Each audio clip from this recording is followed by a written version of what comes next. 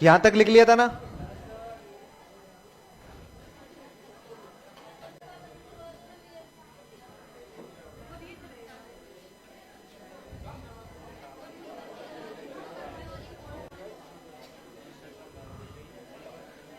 आगे लिखो educational importance, शैक्षिक महत्व है।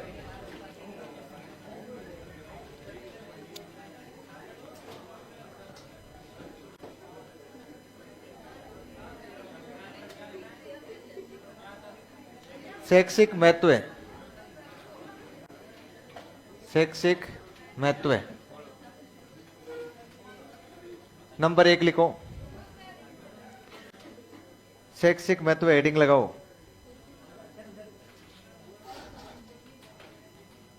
नंबर 1 लिखो, ये सिद्धांत,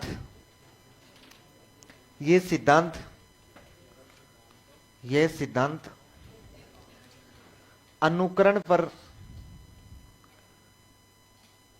ये सिद्धांत अनुकरण, अनुकरण के कोष्टक में इंग्लिश लिखना है इसकी, इमिटेशन, IMITATION,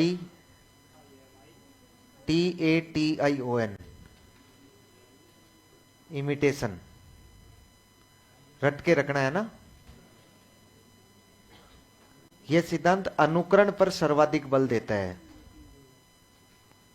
अनुकरण पर सर्वाधिक बल देता है।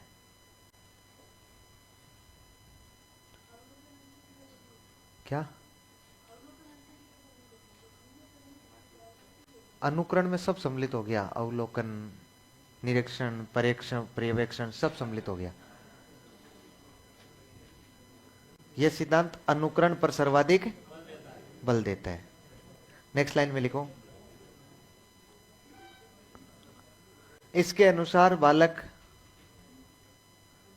क्या करना है, बंद करें,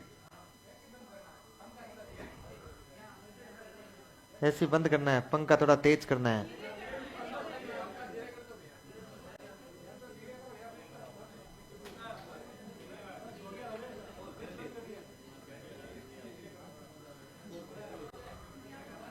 यह सिद्धांत,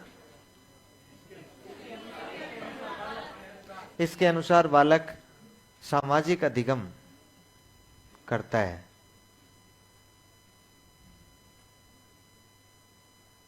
बालक सामाजिक अधिगम करता है। नेक्स्ट लाइन में लिखो, किसी अन्य व्यक्ति के, किसी अन्य व्यक्ति के व्यवहार को देखकर, किसी अन्य व्यक्ति के व्यवहार को देखकर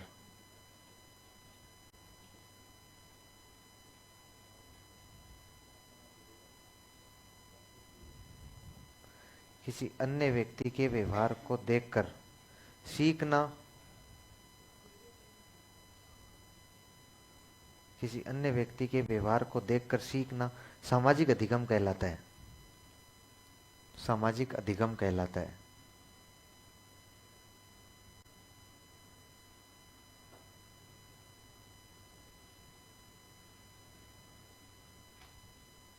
सामाजिक अधिगम कहलाता है। नेक्स्ट लिखो,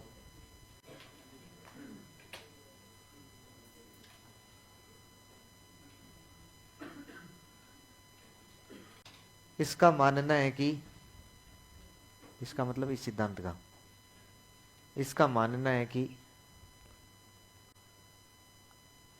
बालक जिस प्रकार के वातावरण में रहेगा, बालक जिस प्रकार के वातावरण में रहेगा उसका अधिगम भी उसी प्रकार का होगा। बालक जिस प्रकार के वातावरण में रहेगा, इसका मानना है कि बालक जिस प्रकार के वातावरण में रहेगा उसका अधिगम भी उसी प्रकार का होगा, उसका अधिगम भी उसी प्रकार का होगा।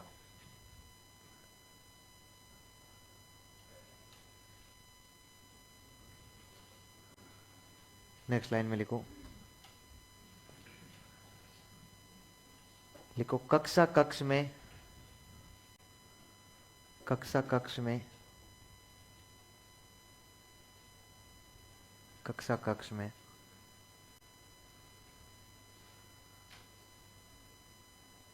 उच्च आदर्श व्यक्तित्व वाले, कक्षा कक्ष में उच्च आदर्श व्यक्तित्व वाले व्यक्तियों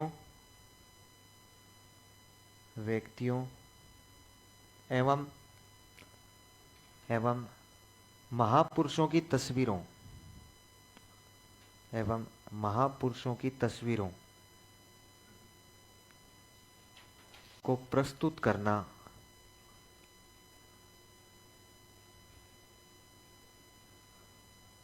एवं महापुरुषों की तस्वीरों को प्रस्तुत करना इसी सिद्धांत के उदाहरण है।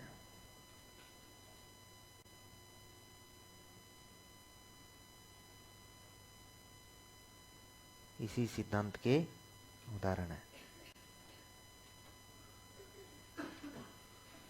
नेक्स्ट लिखो,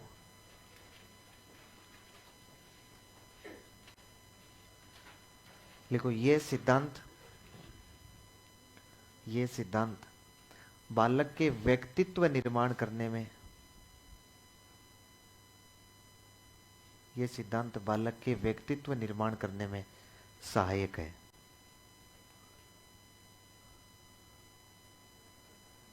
बालक के व्यक्तित्व निर्माण करने में सहायक है। समझ रहे हैं क्या आप? मतलब पर्सनालिटी डेवलपमेंट करने में, और बालक किसी को देखकर सीखता है, मतलब अपनी पर्सनालिटी बना सकता है। जैसा अगला देख रहेगा वैसा ही वो देखकर सीखेगा। समझ गए अब अच्छी तरह से? अनुकरण, एक शब्द ध्यान रखना है, क्या? अनुकरण। अच्छा देखिए, ये बांडूरा सर्वाधिक बल किस पर दे रहा है? अनुकरण पर देख रहा है। ये अनुकरण है ना, इमिटेशन की बात कर रहे हैं हम लोग। ये जो अनुकरण होता है ना, ये अनुकरण, आपने कहा कि इसको ऑब्जर्वेशन या अवलोकन या क्या कहते हैं, तो कुछ भी कह सकते हैं, सारी चीजें इसी में सम्मिलित हो गई है। अनुकरण उनसे बड़ी चीज है। अनुकरण अवलोकन से बड़ी चीज है। अवलोकन का अर्थ होता है देखना, केवल देखना। इसमें केवल देखना नहीं हो जाता है, इसको देखकर सीखकर उसको वापस प्रस्तुत भी करना होता है। तो ये सर्वाधिक बल किस पर दे रहा है?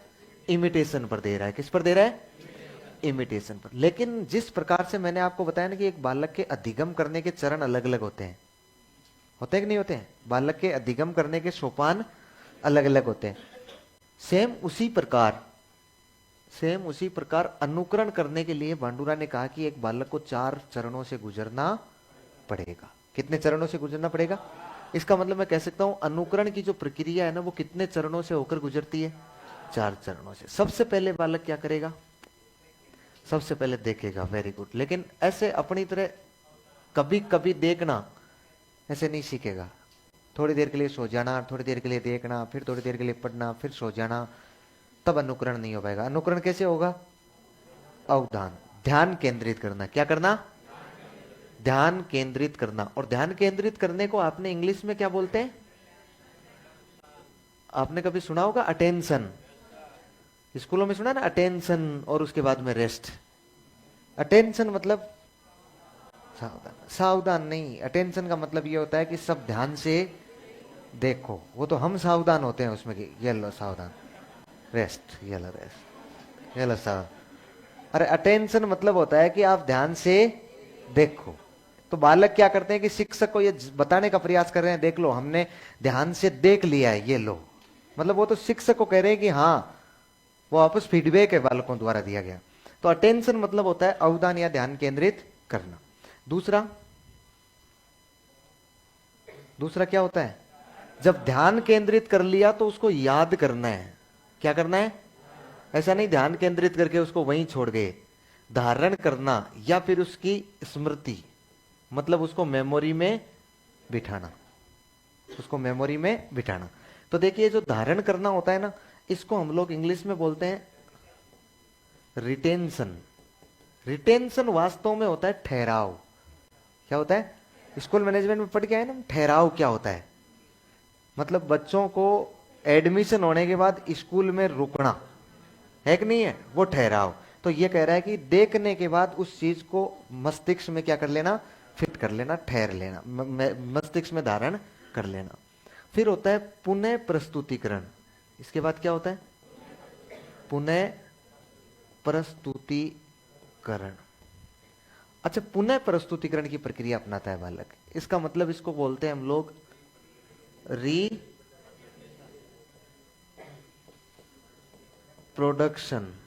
प्रेजेंटेशन तो केवल और केवल किसी चीज को बोलकर किया जा सकता है। यदि किसी कार्य को कर रहे हैं, बालक खुद निष्पादन कर रहा है, अपने हाथ से किसी कार्य को कर रहा है, तो वो प्रोडक्शन होगा, वो उसका उत्पादन होगा। क्या होगा, उत्पादन। रिप्रोडक्शन प्रोसेस अपनाई जाती है यहां, रिप्रोडक्शन प्रोसेस। और नंबर 4 जो होता है ना, वो होता है पुनर्बलन। क्या होता है, पुनर्बलन। या फिर इस पुनर्बलन को कई बार आपके अभिप्रेरणा भी लिखा हुआ आएगा, मोटिवेशन।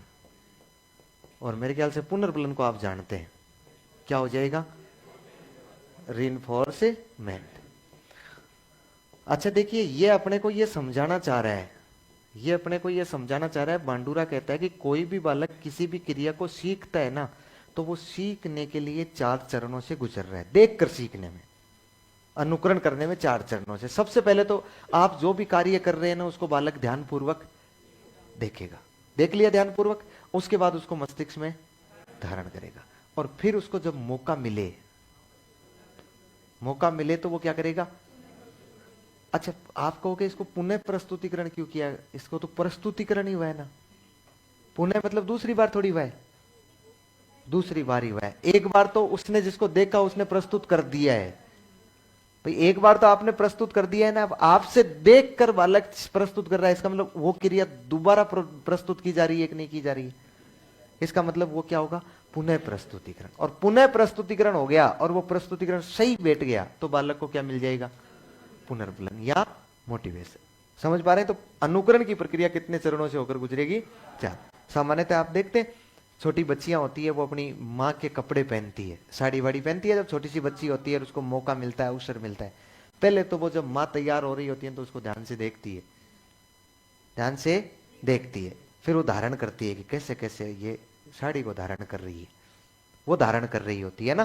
फिर धारण करने के बाद जब मौका मिलता है उसे, माँ बाहर काम कर रही होती है, तो अंदर से आपकी कितनी जमा के रखी हुई है उसे मतलब नहीं है, उसको निकालेगी और निकाल के वो बच्ची फिर क्या करेगी, साड़ी पहनेगी। वो पूरी, आप जो जितने श्रृंगार करते हैं ना उतने वो भी करती है। वो अलग बात है कि वो पाउडर कौन, आपकी क्रीम कौन, वो एक साथ लपेट लेगी, वो अलग बात है।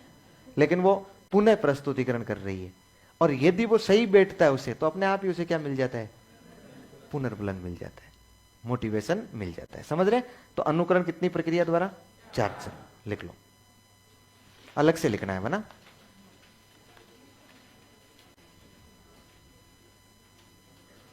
हेडिंग लिखनी है, अनुकरण की प्रक्रिया, अनुकरण की प्रक्रिया के चरण, अनुकरण की प्रक्रिया के चरण। हाँ हाँ मुझे बताओ, मैं बताऊं क्या समझे। ट्रांसलेट से तो समझ में आ गया। हाँ कैसे, प्रस्तुति नहीं है, पुनः प्रस्तुतिकरण है।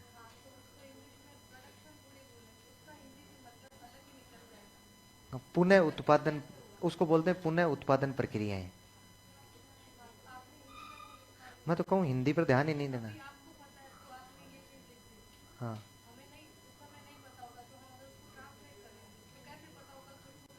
आप ट्रांसलेट क्यों करोगे, एग्जामिनर करके देगा आपको। आप कहाँ ट्रांसलेट करोगे, आप सब्जेक्टिव पेपर लिख रहे हैं क्या, वो तो पेपर आपको लिख के देगा वो।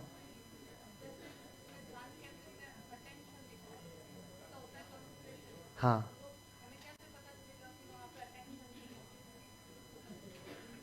कैसे पता चलेगा मतलब, इंग्लिश में लिखा आएगा अटेंशन। अटेंशन क्यों, वो बांडुरा बता के गया और हम पढ़ रहे हैं बांडुरा के अनुसार। नहीं समझ में आया। भाई ये थ्योरी कौन देके गया? भांडूरा देके गया। उसने कहा कि बालक पहले अटेंशन करता है, फिर रिटेंशन करता है, फिर रिप्रोडक्शन प्रोसेस अपनाता है, और फिर उसे रेनफोर्समेंट मिलता है। तो वो तो हिंदी का था ही नहीं, वो तो अंग्रेजी का ही था। ये हिंदी तो हमने भारत में लाके इसकी उठापटक करके बनाई है। नहीं नहीं मामला बैठ रहा है। क्वेश्चन क्या है? क्वेश्चन कैसे आएगा? ये कहेगा कि इनका सही क्रम निर्धारित कीजिए, इन चरणों का सही क्रम बताइए। कर देंगे क्या? और इनकी हिंदी तो इतनी शुगली आएगी, मैं तो फिर भी ध्यान से देख रहा हूं कि अवदान लिख रहा हूं, इसको मैंने पुनः प्रस्तुतिकरण लिखा है, वहां तो बहुत शुगली हिंदी लिखी हुई आएगी, समझ में नहीं बैठेगा कहना क्या चाह रहा है ये। तभी तो इसको अंग्रेजी देखनी पड़ेगी अपने को। हाँ, इंग्लिश में इनके अलावा नहीं आएगा, और कई स्थितियों में आया भी तो हम समझ जाएंगे। यदि अटेंशन आ रहा है, इसकी जगह कॉन्सेंट्रेशन आ रहा है, आप बता रहे हो कि भाई ध्यान केंद्रित करना है, तो मुझे एक बात बताओ, उसमें और इसमें ज्यादा फर्क नहीं होगा ना? आप पहचान जाएंगे ना, उसको यहां तो नहीं ले आएंगे ना? समझ रहे हैं मेरी बात को? जैसे मान लो रीइंफोर्समेंट आया, ठीक है, रीइंफोर्समेंट दिया, अब अगले ने रीइंफोर्समेंट नहीं दिया, उसको रिवार्ड लिख दिया। रिवार्ड लिख दिया तो रखोगे तो यही ना, आप रखोगे तो ये नहीं, रिवार्ड को यहां थोड़ी ले जाओगे आप। मतलब अपने को कैसे न कैसे करके एग्जाम तक इन चीजों को सही करना है, पहुंचाना है। एग्जामिनर अपने हिसाब से सवाल नहीं बनाएगा, समझ रहे ना? हम जैसा, आपको ऐसा लग रहा होगा कि जैसे यहां पर लिख दिया वैसा का वैसा सवाल आ जाएगा, नहीं आएगा, बहुत चेंजेस करके देगा। तो आपको मैं हिंदी और इंग्लिश दो दो शब्द इसलिए बता रहा हूं कि आप पहचान जाएं कि सबसे पहले ध्यान केंद्रित किया जाता है, समझ रहे हैं? लास्ट में मोटिवेशन होता है। लास्ट में क्या होता है? मोटिवेशन होता है। आप घर जाके डीपीपी में इसके सवाल सोल्व करने का प्रयास करना। डीपीपी तो मिली हुई है ना, क्वेश्चन मिले हुए हैं ना उसमें, और नहीं तो 5-7 दिन रुक जाओ, फिर मेरी वाली किताब में से सोल्व करना, फिर उसमें से सवाल सोल्व करोगे तो आपके थोड़ा थोड़ा समझ में आएगा। हिंदी में तो मैं तो कह रहा हूं बहुत शुगले शब्द देता है वो, बहुत मतलब घटिया शब्द दे देता है, समझ में नहीं आता है कहना क्या चाह रहा है ये। तो फिर इसलिए इंग्लिश काम आती है थोड़ी थोड़ी हमें। वो मैं फिक्स करके बताऊंगा आपको, अभी रेट फिक्स नहीं हुई है, हैं? यही 600-700 रुपए की।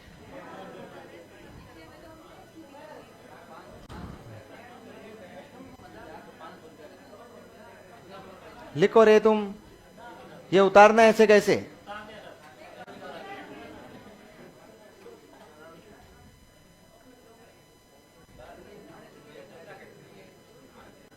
हैं? फ्री नहीं, बाकी का कर सकता हूं, आपके लिए तो बिल्कुल नहीं कर सकता हूं, नो डिस्काउंट।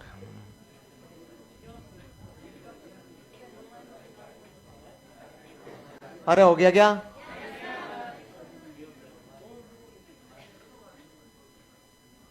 अगला सिद्धांत लिखो। आया? नहीं नहीं बैठ रहा है मामला, कोई बात नहीं, थोड़े दिन है। मैंने ये क्या बोला था कि पहली बार कौन पढ़ रहे हैं? चैलेंज नहीं कर सकते? हाँ तो चैलेंज करके बता दो, नहीं कर सकते आप, चैलेंज किया ही तो नहीं जा सकता ना। ज्यादा सही होगा ना वही सवाल सही माना जाएगा, जो ज्यादा सही होगा वही क्या माना जाएगा? सही माना जाएगा। अब इसका एक उदाहरण और देना पड़ेगा मुझे, ये लिख लिया ना? तो तुम क्या कर रहे थे? हम तो क्या पता अपने काम में लगे हुए थे। तुम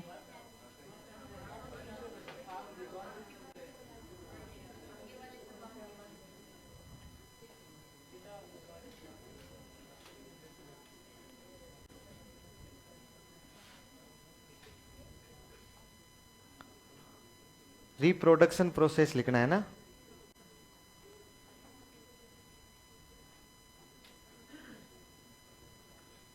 इसका मैंने 2-4 बार तो देख लिया है ना। इसको पुनरुत्पादन, पुनरुत्पादन लिखा जाता है ना, मतलब दोबारा उत्पादन करना। एक बार इसको पुनः प्रस्तुतिकरण लिख दिया गया, एक बार इसको पुनः उत्पादित करना लिख दिया, अलग अलग अपनी मर्जी से लिखेगा वो। इंग्लिश में यही रहेगा।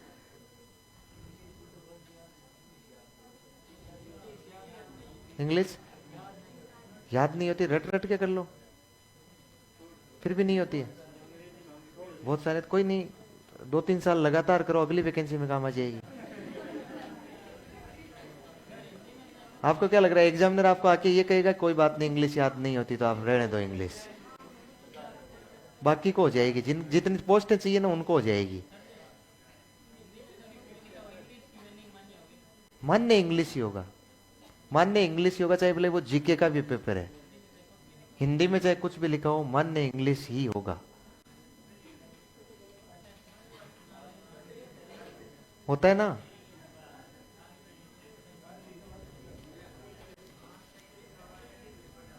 अभी मैं आपको बताऊंगा ना।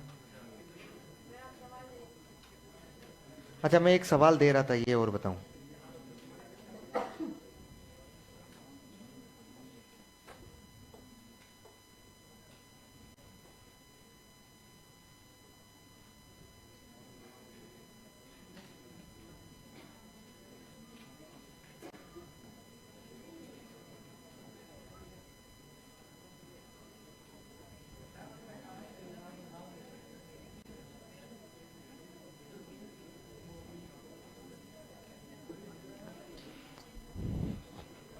क्या लिखा है मैंने, पुनरुत्पादन ये लिख दिया। अच्छा, मुझे एक सवाल पूछना था, एक सवाल पूछना था, सुनना है ना, बातें मन नहीं करनी है, नहीं सवाल रह जाएगा।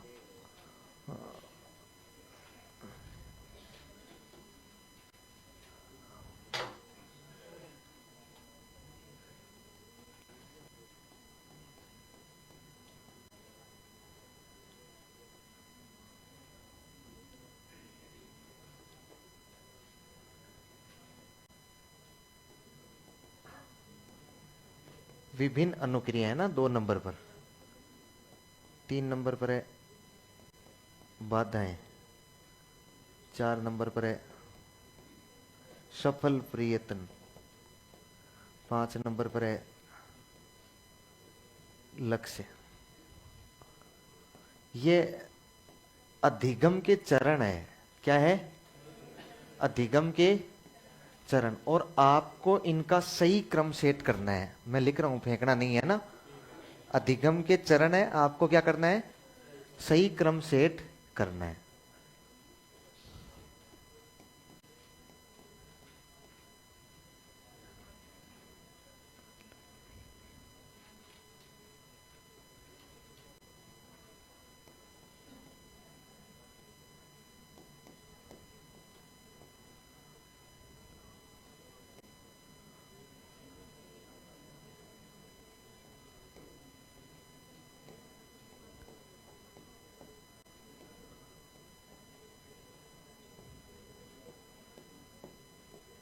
सोच लो एक बार,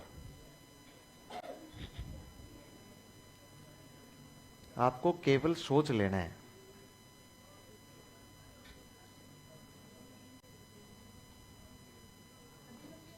अधिगम के चरण है, सीखने के सोपान, जो हमने एक बार 9 लिखे थे, फिर 4 लिखे थे।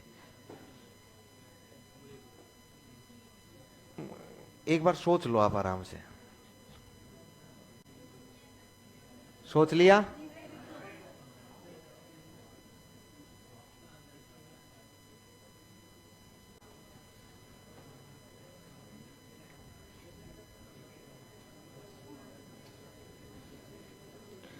अरे मन में सोचना है, ऐसा नहीं सोचने से दूसरे का दिमाग खराब हो जाए। हो गया क्या, very good. Option A, option A, हाथ खड़ा करो, देखिए स्पष्ट रूप से। बहुत बढ़िया, बहुत है। वो बाद में बताऊंगा मैं, ये तो मैं बाद में बताऊंगा। ये तो आंसर की तो मैं तब बताऊंगा जब पेपर दे के आ जाओगे। आंसर की तो बाद में यूट्यूब पे आके बताऊंगा जब पेपर दे के आ जाओगे। समझ रहे हैं ना। एक बार अपने हिसाब से करना, फिर मैं समझा दूंगा आप क्या कहां तक पहुंच पाते हैं इसमें ना। अब बताओ ऑप्शन ए, ऑप्शन ए, बहुत बढ़िया, 6 लोगों ने। ऑप्शन बी, ऑप्शन बी, शाबाश, 5-6 लोग। ऑप्शन सी, बहुत अच्छा, 4 लोग। ऑप्शन डी, बहुत बढ़िया। अब जिन्होंने हाथ नहीं उठाया है, मतलब जो कहीं भी सहमत नहीं हुए, इसलिए सहमत नहीं हुए कि ये सही नहीं है, एक भी सही नहीं है, ऐसे लोग हाथ खड़े करो। जो ये कह रहे हैं कि ये एक भी सही नहीं है चारों में से। अच्छा, आवाज नहीं करनी है, हाथ खड़े करना है जो ये मान रहे हैं कि ये एक भी सही नहीं है। हाँ, देखो तो पता तभी चलेगा चीजों का। अब जिन्होंने हाथ खड़े किए हैं ना, उनसे मैं मेरा निवेदन ये है कि ओमार शीट में ये मत लिख के आना कि हमें सर ने ये नहीं पढ़ाया है, इसलिए ये आपने जो दिए ना ये गलत है, इसको चेंज करो। अरे मनोविज्ञान में हर ऑप्शन सही होता है, फर्क ये है कि चारों में से जो ज्यादा सही होगा उसको छांट लेना।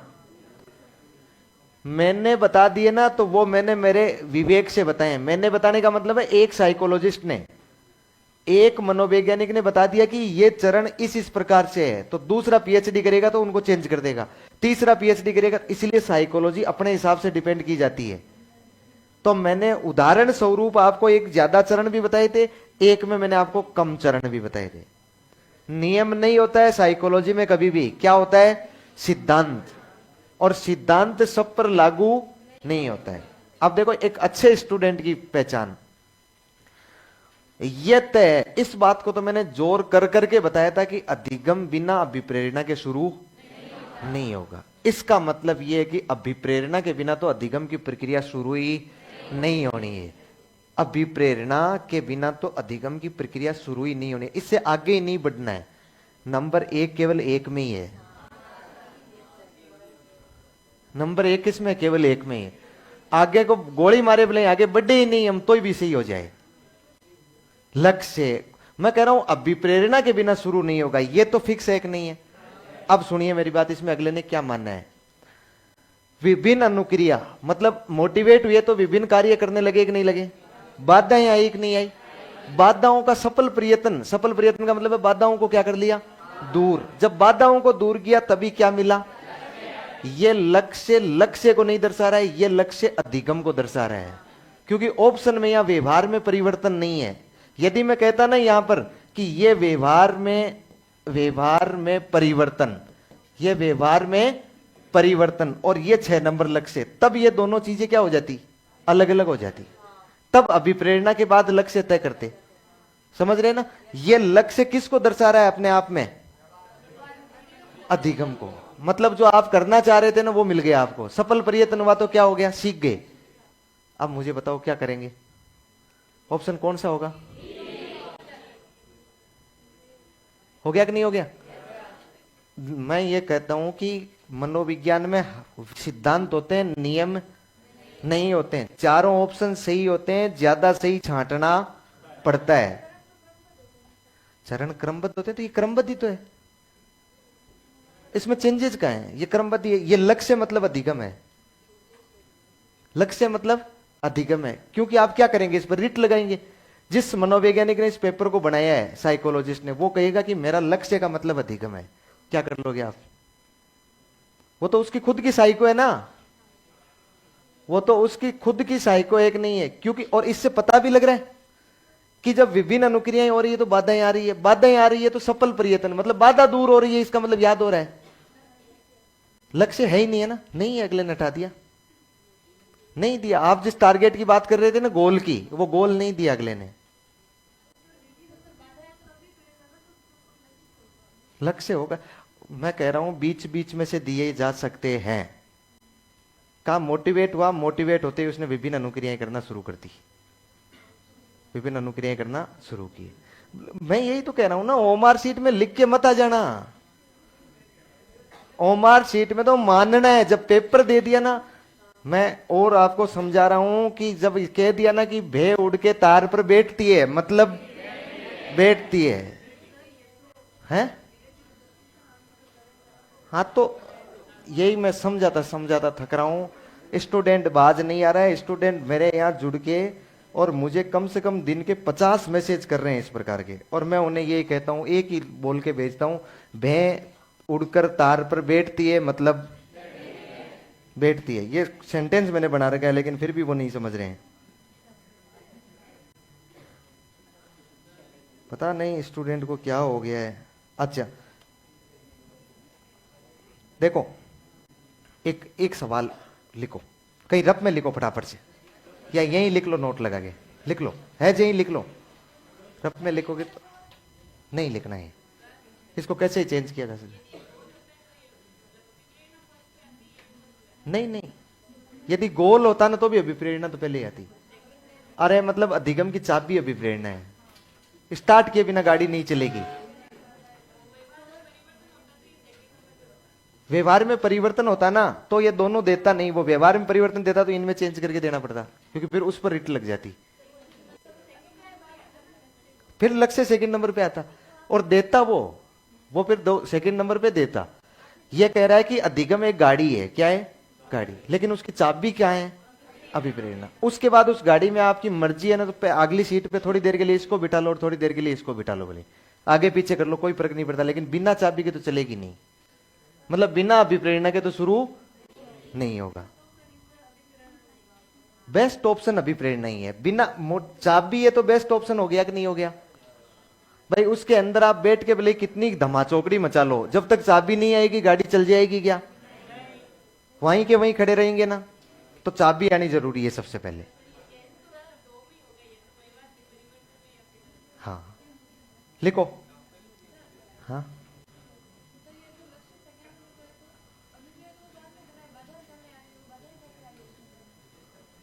क्या?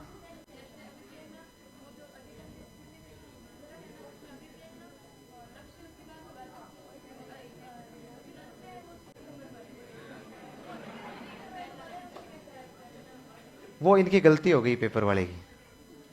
क्या कहना चाह रही है बच्ची? होगा, छोरो सुनो रे। हाँ हाँ हाँ, उसके बाद में बाधा कर रहा है वो, अनुक्रियाएं तो करता ही रह रहा है। अनुक्रिया एक जगह मैंने लिखा है, इसका मतलब थोड़ी एक जगह ही कर रहा है। अनुक्रियाएं 1 मिनट के लिए थोड़ी कर रहा है वो जिस दिन मोटिवेट हुआ ना उसके बाद अनुक्रिया करना शुरू कर दिया। जब तक व्यवहार में परिवर्तन होगा ना वो अनुक्रियाएं करता ही रहेगा। समझ रहे हैं ना? अनुक्रिया तो कर ही कर रहा है, लक्ष्य निर्धारण कर रहा है, वो भी एक अनुक्रिया है उसके लिए। भाई उसने लक्ष्य को तय किया है तो भी अनुक्रिया एक नहीं है कि वो सेकंड ग्रेड की तैयारी करेगा, फर्स्ट ग्रेड की करेगा, इस किताब में से पढ़ेगा, उस किताब में से पढ़ेगा, वो टारगेट तय कर रहा है ना, तो भी अनुक्रिया ही है वो। समझ रहे हैं ना? इसमें यह भी हो सकता है विभिन्न अनुक्रियाएं, बाधाएं, फिर विभिन्न अनुक्रियाएं, फिर बाधाएं, फिर विभिन्न अनुक्रियाएं, फिर बाधाएं, ये ऐसे चलता रहेगा।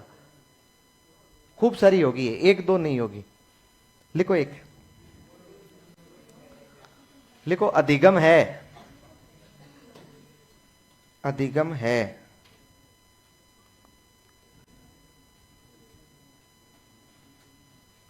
अधिगम है। ऑप्शन ए लिखो, ऑप्शन ए लिखो। ये पूछा गया सवाल है ना।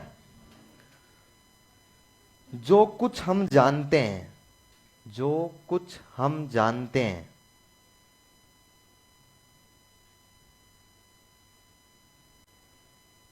जो कुछ हम जानते हैं, कोमा लगा के लिखो, वह सब अधिगम, जो कुछ हम जानते हैं वह सब अधिगम किया हुआ है।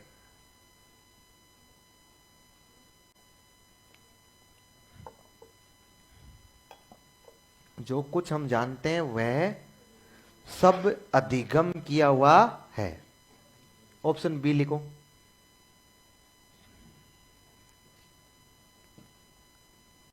व्यवहार, व्यवहार,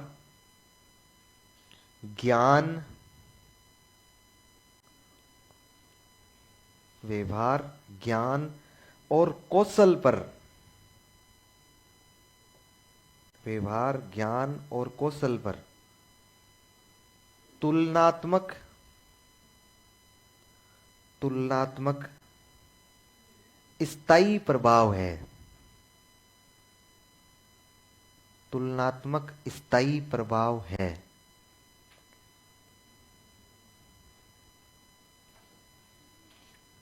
ऑप्शन 3 लिखो।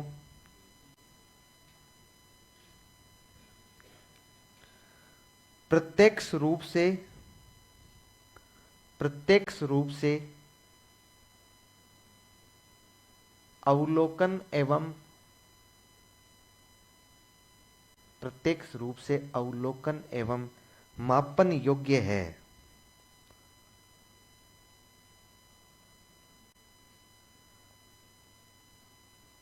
प्रत्यक्ष रूप से अवलोकन एवं मापन योग्य है। नंबर 4 लिखो। विशिष्ट स्पेशल विशिष्ट आयु स्तर विशिष्ट आयु स्तर तक सीमित है।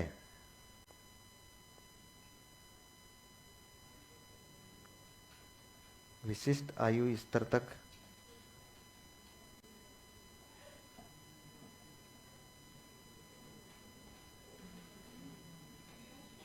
बिना आवाज के टिक लगा लेना है।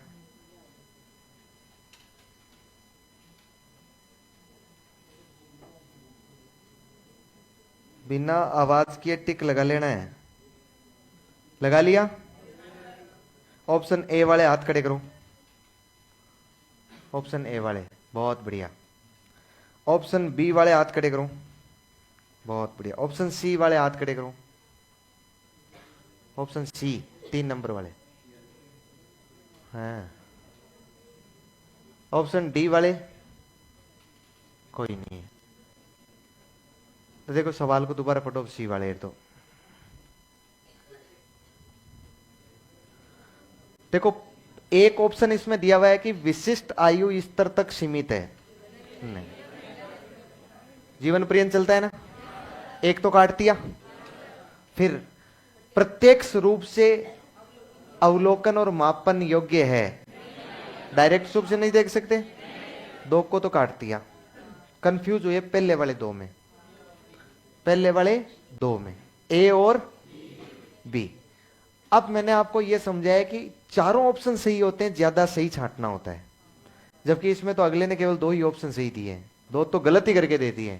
ये तो आप पर एहसान मानिए एग्जामिनर का कि 2 गलत करके दे दिए, चारों सही नहीं दिए हैं।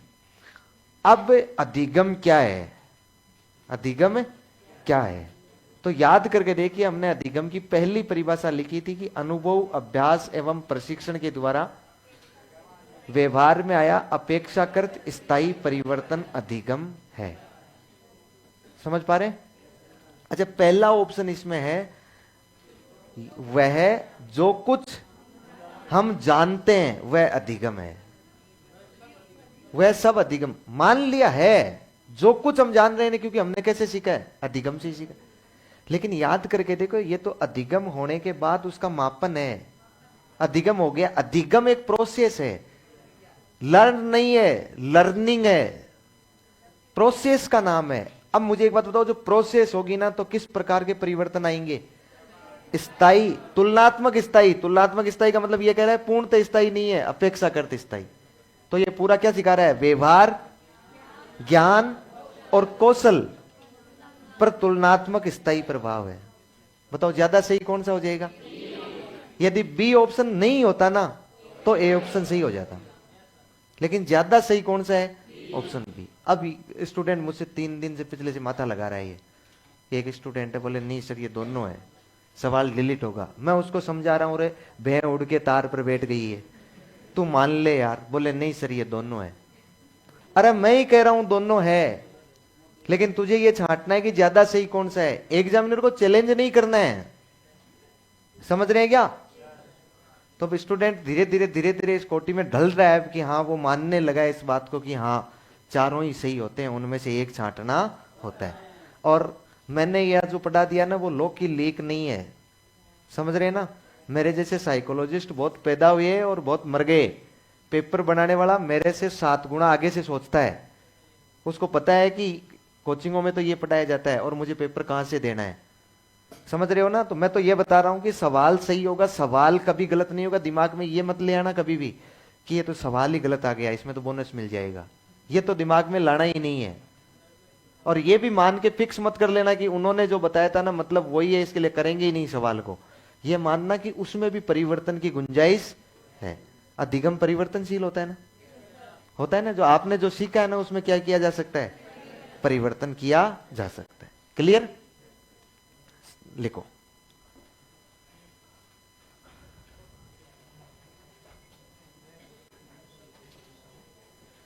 कितने सिद्धांत हो गए? 6 हो गए ना। अच्छा बताओ, मुख्य मुख्य कितने सिद्धांत थे? मुख्य तो 6 ही सिद्धांत थे ना। बताओ नंबर 1 कौन सा? थॉर्नडाइक। बहुत बढ़िया। नंबर 1 कौन है? Thorndike. Number 2 Pavlov. Number 3 very good Skinner. Number 4 Kohler. Number 5 Hull. Number 6 बांडूरा। Number 7 सही सही पढ़े। अच्छा अब मैं किसी को भी खड़ा करूंगा, पहले कोई कुछ नहीं कहेगा ना, पहले कोई कुछ नहीं बोलेगा, किसी को खड़ा करके कहूंगा कि इनका मिलान करके दे मुझे, ठीक है?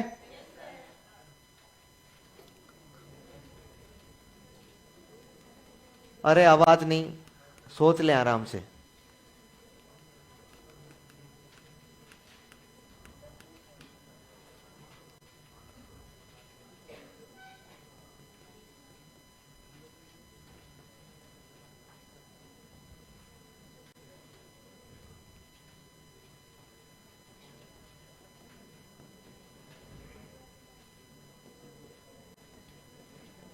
आवाज नहीं भाई।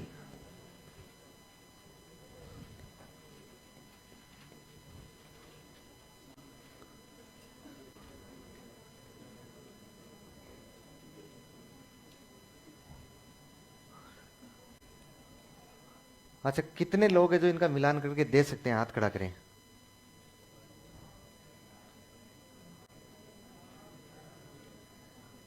अब हाथ नीचा कर लें। अब कहां से शुरू करें?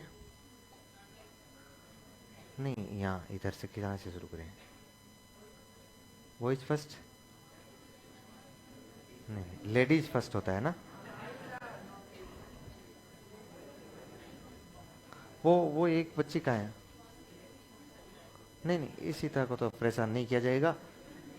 वो एक बच्ची, हाँ लास्ट ही लास्ट इस कोने में लास्ट, हाँ कॉर्नर कॉर्नर कॉर्नर। हाँ बच्ची खड़ी हो,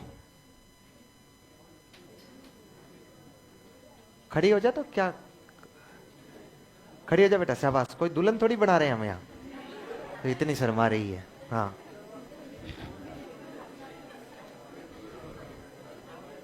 अरे साइलेंट है, समाज सेवा नहीं। ये बीच वाली लड़की तू भी खड़ी हो जा। हाँ हाँ तू भी खड़ी हो जा। अब तू थोड़ा उधर मुंह कर ले, उधर घूम जा। हाँ अब बता, बता बेटा थोंडाई को किससे मिलाऊं? बिना आवाज के कोई बीच में बोल गया ना। थोंडाई को किससे मिलाऊं? पुनर्बलन से। वेरी गुड, ये मैंने मिला दिया थोंडाई को पुनर्बलन से।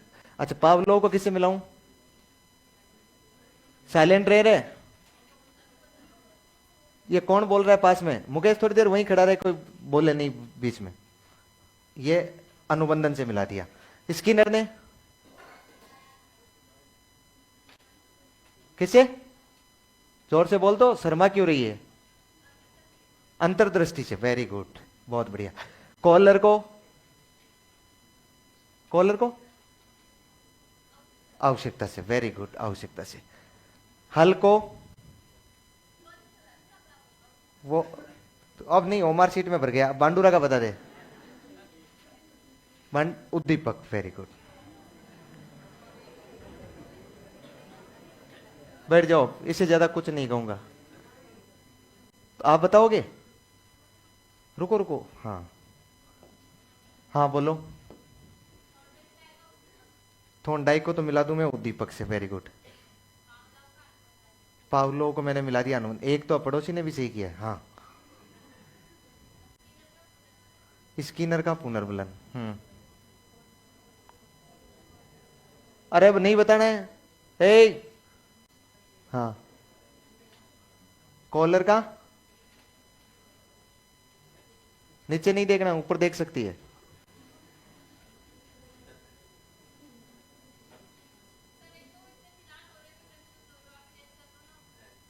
किनको मिलान हो रहे, क्यों कंफ्यूज होना है, इससे क्या लेना देना है, कॉलर को किससे मिलाना है इसमें? बांडुरा का अनुकरण, ठीक है। हल्का आवश्यकता है। अब आप मुझे एक बात बताओ, इनसे आप डिस्टर्ब हुए कि नहीं हुए? ये जो ज्यादा एरो लगा रखे थे, अब बताओ डिस्टर्ब किसने किया? पड़ोसी ने। मैंने नहीं किया है। और कॉलर का बच ही गया अपने आप ही। क्या बचा? अंतर्दृष्टि। ठीक है, हाँ सही है क्या? ये तो सही है। चलो बैठ जाओ।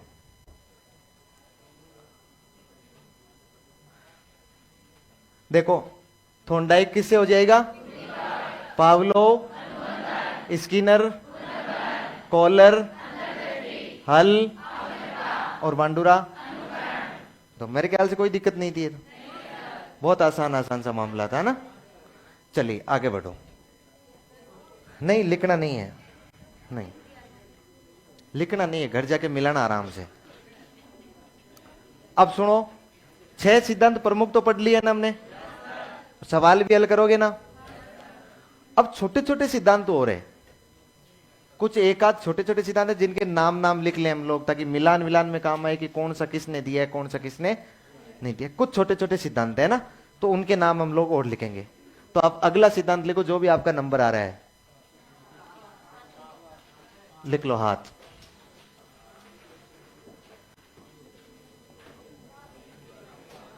निर्मितवादी, रचनात्मक, निर्मितवादी या रचनावादी लिखो, ज्यादा सही रहेगा। रचनावाद या फिर संरचनावाद, रचनावाद या फिर संरचनावाद, अधिगम का सिद्धांत। अधिगम का सिद्धांत, ओब्लिक का मतलब होता है कोई भी नाम हो सकता है। किसने दिया ये? Very good, Jerome Bruner. Switzerland के हैं। कहां के हैं? नहीं, जेरोम ब्रूनर अमेरिका के हैं, स्विट्जरलैंड के नहीं है, अमेरिका के हैं। अपने को ज्यादा ध्यान नहीं रखना है, ये ध्यान रखना है निर्मितवाद।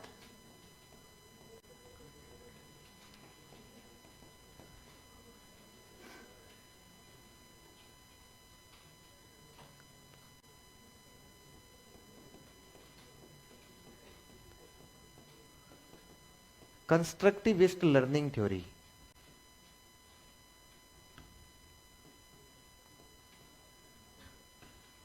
Constructivist learning theory.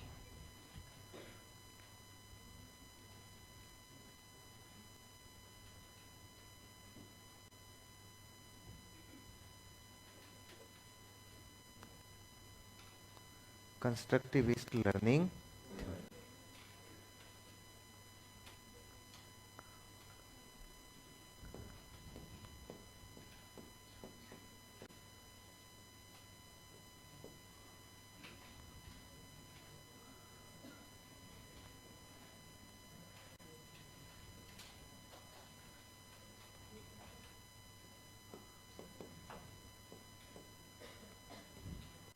ध्यान से सुनिए मेरी बात को ना।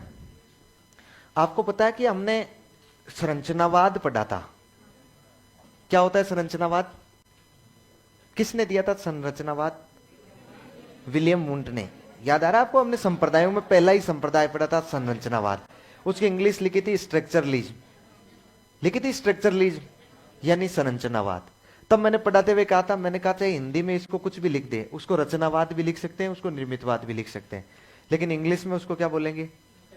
स्ट्रक्चरलिज्म। इसलिए मैंने एक शब्द लिखवाया था कि इस शब्द को रट के रखना है, ठीक ठीक है। जब भी स्ट्रक्चरलिज्म की बात करेगा तब वो विलियम वुंट की बात करेगा, और जब भी वो कंस्ट्रक्टिविस्ट की बात करेगा जब वो किसके करेगा, जेरोम ब्रूनर की। अब ब्रूनर के सिद्धांत को भी हम लोग हिंदी में निर्मितवाद कहते हैं, रचनावाद कहते हैं, संरचनावाद कहते हैं। सुनो, लिख बाद में लेंगे और देख लेना।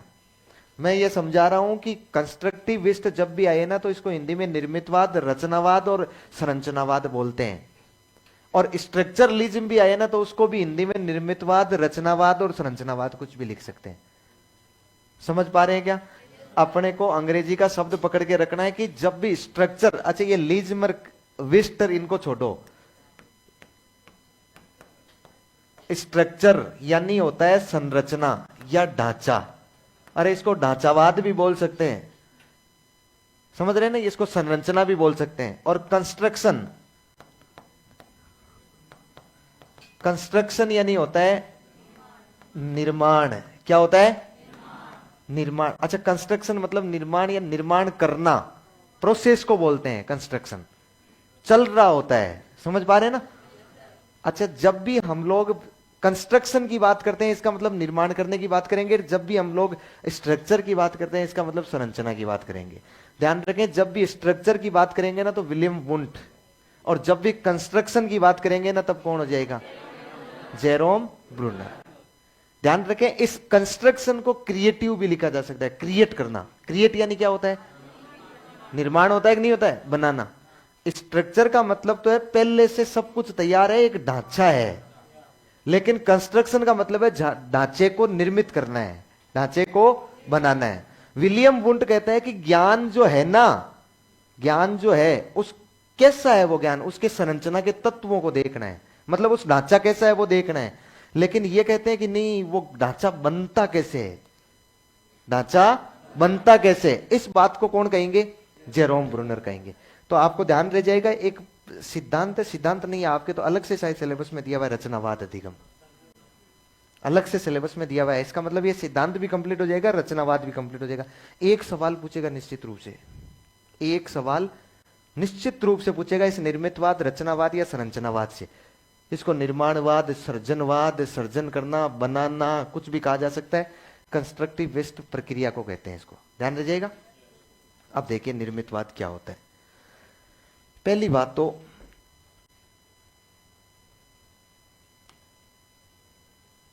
निर्मितवाद क्या होता है, ये क्या है? याद आ रहा है ना आपको? ये वातावरण है, ये हो गया वातावरण। इस वातावरण में बहुत सारा ज्ञान पड़ा होता है ना, किसके माध्यम से आता है? ज्ञानेंद्रियों के माध्यम से। कहां आता है? मस्तिष्क में। पहले से ज्ञान होता है क्या? क्या बोलते हैं? फिर नया आया क्या? नया ज्ञान। दोनों के मध्य क्या हुई? संक्रिया। क्या हो गई? संक्रिया। ये दोनों के मध्य होगी संक्रिया। क्या उत्पन्न हुआ? संज्ञान। अच्छा, संज्ञान को मैं नया ज्ञान बोल सकता हूं ना? देखिए ये भी तो नया ज्ञान है ना, ये भी नया ज्ञान है ना। बालक ने कौन सा बनाया इसमें? बालक ने ये ज्ञान बनाया है कि ये ज्ञान बनाया है? बालक के मस्तिष्क ने ये ज्ञान थोड़ी बनाया है, ये नहीं बनाया ना, ये तो यही बनाया ना नया ज्ञान। अच्छा ध्यान रखिए, बालक के मस्तिष्क में ये ज्ञान निर्माण करने की पूरी प्रक्रिया कहलाती है निर्मितवाद। क्या कहलाती है? निर्मितवाद। इसका मतलब बालक अपने मस्तिष्क में ज्ञान का निर्माण कैसे करता है, यदि इस पूरी प्रोसेस का अध्ययन किया जाए तो वो प्रोसेस क्या कहलाएगी? निर्मितवाद। और इसको जेरोम ब्रूनर ने किया है। इसका अध्ययन किसने किया है? जेरोम ब्रूनर साहब ने किया। और ब्रूनर ने कहा है कि बालक जो अपने मस्तिष्क में ज्ञान का निर्माण कर रहा है ना, वही निर्मितवाद है। वही क्या है? निर्मितवाद। बालक जो अपने मस्तिष्क में किसका निर्माण कर रहा है? ज्ञान का निर्माण कर रहा है। देखिए निर्मितवाद या रचनावाद क्या होता है, तो मैं दो तीन बातें आपको अलग अलग समझाऊं। जैसे पिछली बार एक सवाल पूछा गया था, उस सवाल को बाद में चर्चा करूंगा, पहले मैं बताता हूं।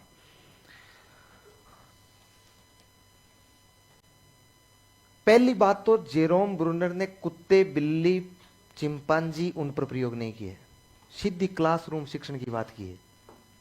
जेरोम ब्रूनर ने किसकी बात की है? डायरेक्ट किसकी बात की है? क्लासरूम शिक्षण की बात की है, क्लासरूम टीचिंग की बात की है कि बालक क्लास में बेटा बेटा कैसे सीखता है। बाकी वाले लोग आए, उन्होंने कहा कि कुत्ते पर, बिल्ली पर करके बोले अब तुम इसके एजुकेशनल इंपॉर्टेंस निकालते रहो।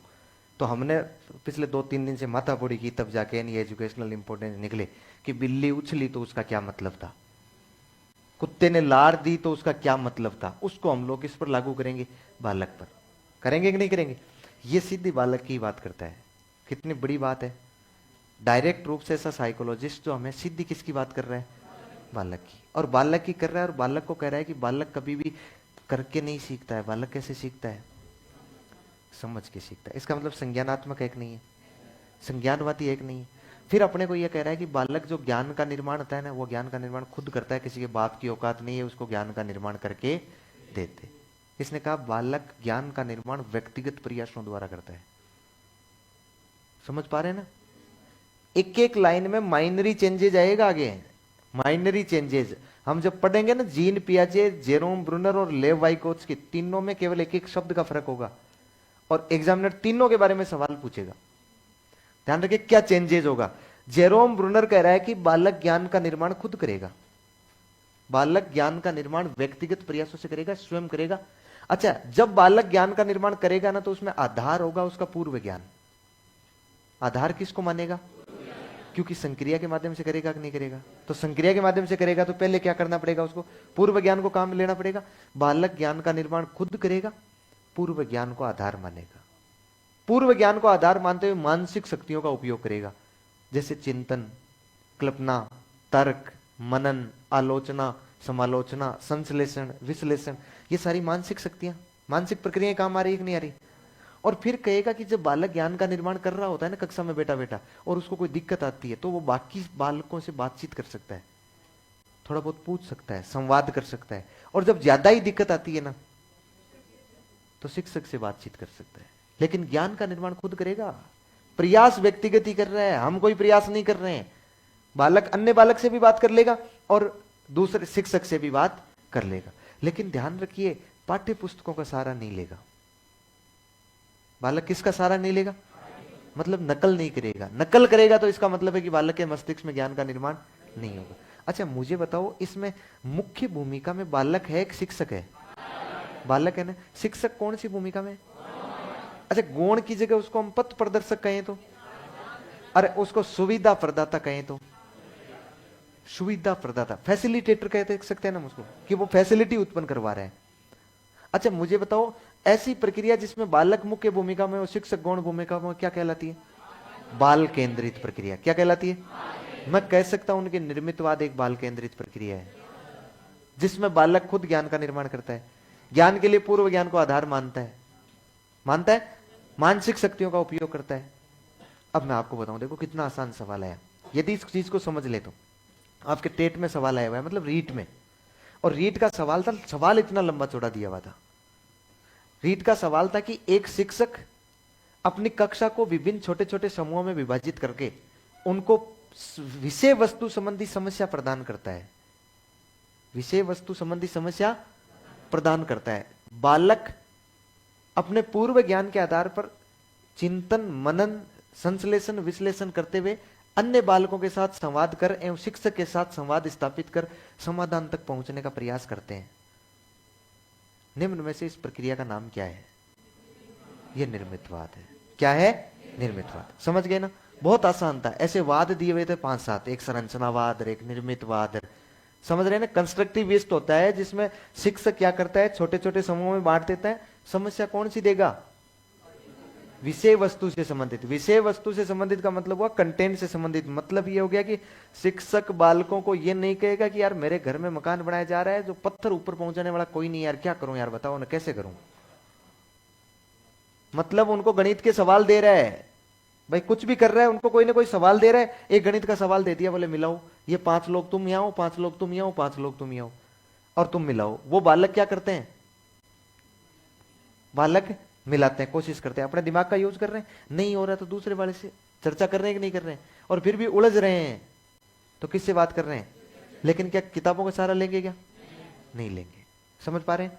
यही निर्मितवाद है, रचनावाद। अब आपसे कैसा ही सवाल पूछ ले, बोले उल्टा सीधा उठा पटक के, आप लोग निश्चित रूप से इस सवाल को करोगे। सवाल ऐसे ही पूछा जाएगा, निम्न में से कौन सा निर्मितवाद के संबंध में सही कथन नहीं है। पिछली बार पूछा गया था, उसमें ये लिखा गया था, इसमें बालक पाठ्य पुस्तकों का सहारा ले सकता है। नहीं ले सकता है।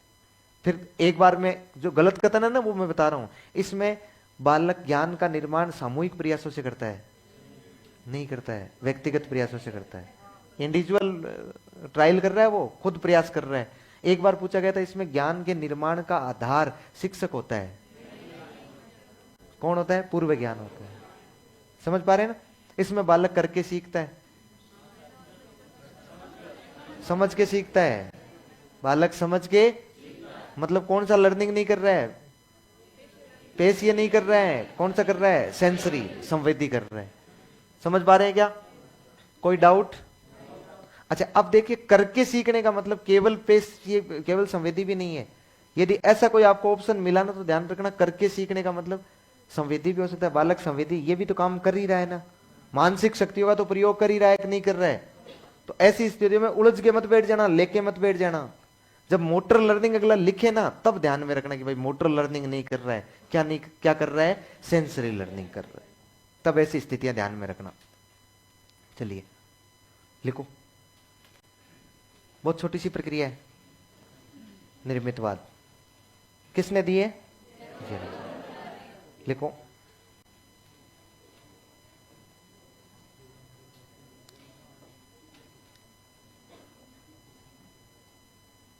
लिखो इसमें सीधा सीधा लिख लो। इसमें बालक व्यक्तिगत प्रयासों से, बालक व्यक्तिगत प्रयासों से ज्ञान का निर्माण, ज्ञान का निर्माण करता है।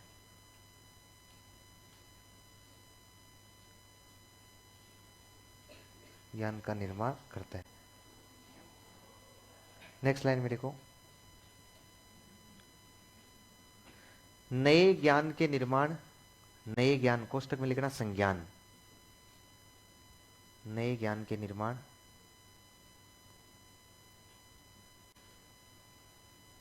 नए ज्ञान के निर्माण,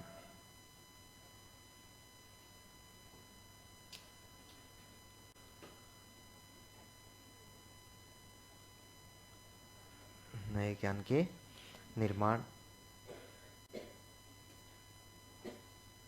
हेतु पूर्व ज्ञान को आधार मानता है। हेतु पूर्व ज्ञान को आधार बनाया जाता है। पूर्व ज्ञान को आधार बनाया जाता है।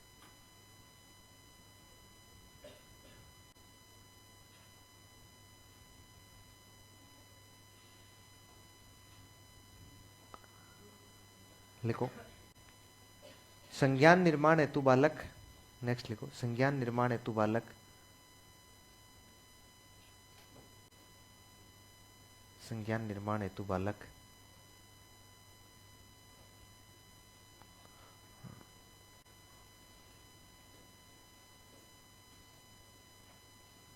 चिंतन, तर्क, कल्पना, मनन,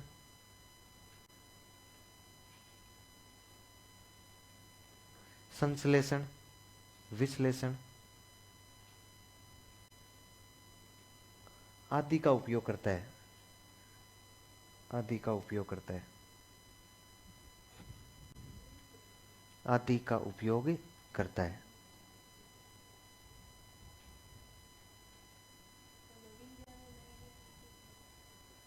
एक ही है। नवीन ज्ञान वही तो है, लेकिन ध्यान ये रखना, नवीन ज्ञान जो वातावरण से प्राप्त डायरेक्ट सूचना है ना, वो भी नवीन ज्ञान ही है। नवीन ज्ञान, हम यहाँ किसकी बात कर रहे हैं? केवल संज्ञान की, कॉग्निशन की। नवीन ज्ञान न्यू इंफॉर्मेशन हो सकता है, लेकिन संज्ञान होगा ना वो हमेशा कॉग्निशन कहलाएगा। क्या लिखा है? उपयोग करता है। नेक्स्ट लाइन में लिखो, बालक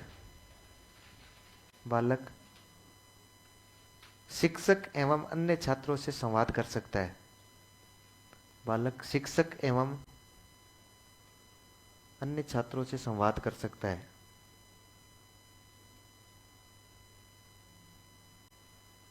शिक्षक एवं अन्य छात्रों से संवाद कर सकता है।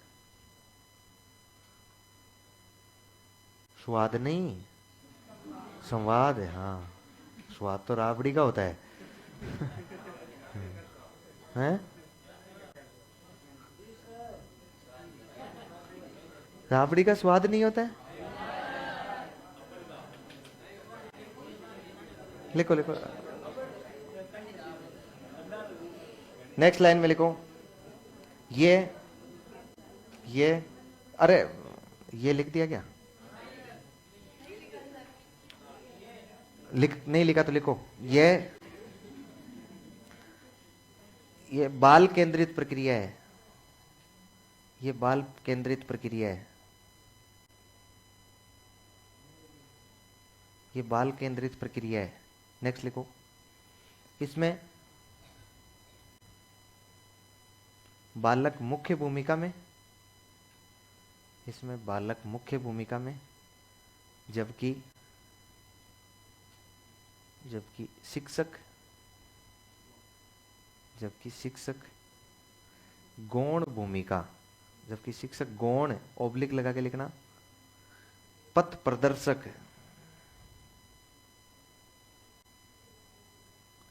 प्रदर्शक ओब्लिक लगा के लिखना, सुविधा प्रदाता ओब्लिक पथ प्रदर्शक, पथ मतलब रास्ता, प्रदर्शक मतलब बताने वाला, ओब्लिक सुविधा प्रदाता। जगह नहीं है ना तुम्हारे? एक नाम और लिखो, ओब्लिक मार्गदर्शक।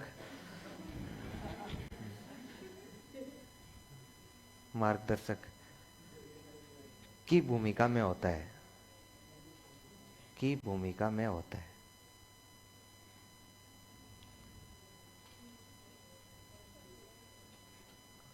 की भूमिका में होता है, की भूमिका में होता। हो गया ना? फिर लिखो, इसमें पाठ्य पुस्तकों का सहारा नहीं लिया जा सकता है। इसमें पाठ्य पुस्तकों का सहारा नहीं लिया जा सकता है।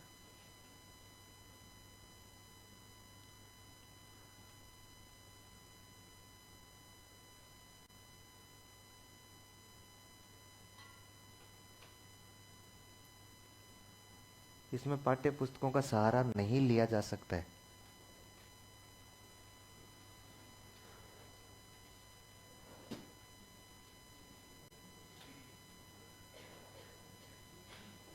हमने ब्रेक के बाद क्या पढ़ा है? हैं? लिखो लिखो, बांडूरा पढ़ लिया? बांडूरा पहले ही लिखे गए थे यार हम।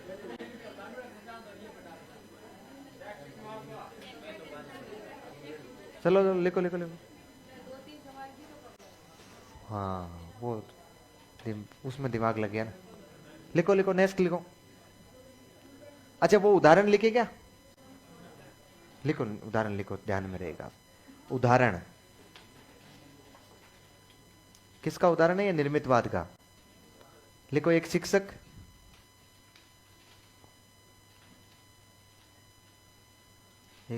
कक्षा को समूहों में बांटकर,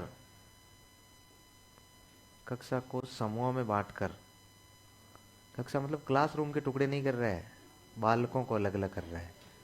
कक्षा को समूहों में बांटकर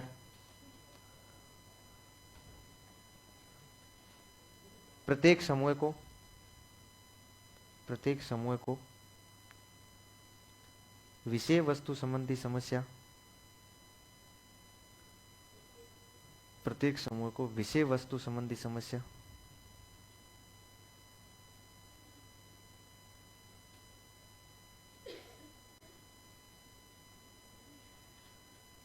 प्रदान करता है, विषय वस्तु संबंधी समस्या प्रदान करता है। अच्छा, इस समस्या का क्या मतलब है? ध्यान रखना, मैं मनोविज्ञान में 2 ही 3 बातें बताता हूं। एक तो कि समाज का मतलब कोई भी दूसरा व्यक्ति है। समस्या का मतलब बालक को जो कुछ भी सीखना है ना, वो उसके लिए समस्या है। समस्या का मतलब ये नहीं कि भाई घर में लड़ाई झगड़ा हो गया है ना, अब क्या करेगा। समस्या का मतलब जो कुछ भी सीखना है ना, वो बालक के लिए क्या है? समस्या है। तो जो कुछ भी उस बालक को सीखना है वो उसके लिए क्या हो गई है? समस्या। तो समस्या प्रस्तुत क्या करता है? समस्या प्रदान करता है। बालक, कंटिन्यू करो। बालक बालक जैकेट उतार कर आता है, नहीं, बालक, कंटिन्यू कंटिन्यू, उदाहरण एक ही है। बालक चिंतन, बालक चिंतन, तर्क, बालक चिंतन, तर्क, कल्पना, कल्पना, संश्लेषण, विश्लेषण,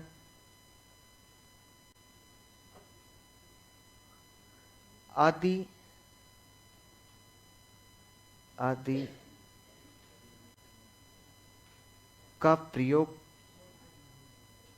आदि का प्रयोग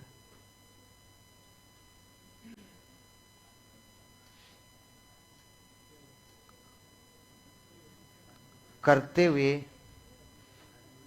आदि का प्रयोग करते हुए, साथ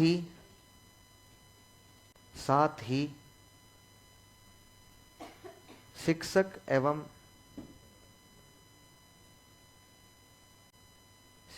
एवं अन्य छात्रों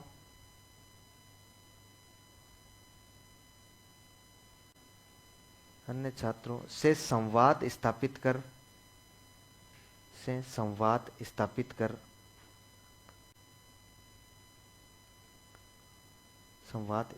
कर समाधान तक पहुंचने का प्रयास करता है।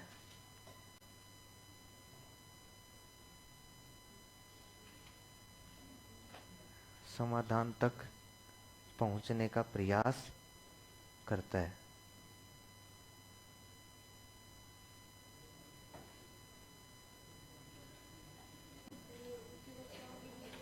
हैं? बड़ी कक्षाओं के लिए, वैसे सबके लिए इसने कुछ बताया नहीं है, इसने ऐसी कोई बात की नहीं है। छोटी कक्षा के लिए भी हो सकता है। हो गया क्या? निर्मितवाद किसके अनुसार है? Jerome Bruner. ध्यान रह जाएगा, प्रक्रिया में कोई भी सवाल आएगा तो आप सही कर देंगे। Yes yes. क्या गर्मी लग रही है? मुझे भी लग रही है, लेकिन क्या करूं? हैं? ऐसी ऑन करवाऊं? फैन की स्पीड कम है? ये पुराना हो गया है। आपको पता है बुढ़ापे में स्पीड कम हो जाती है। अरे मतलब बूढ़ा हो गया पंखा यार, अब कब तक चलता रहेगा? थोड़ा बढ़ाओ ना उसको। बढ़ा दिया, कह दिया मैंने, बढ़ा रहे हैं।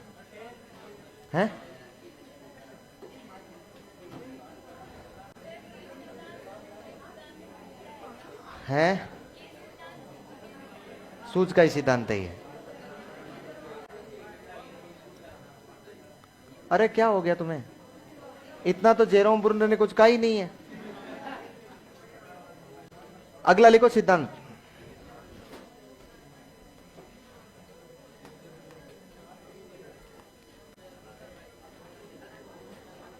अगला लिखो।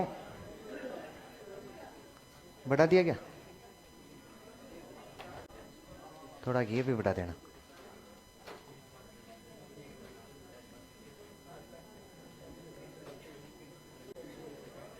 लिखो अगला, अर्थपूर्ण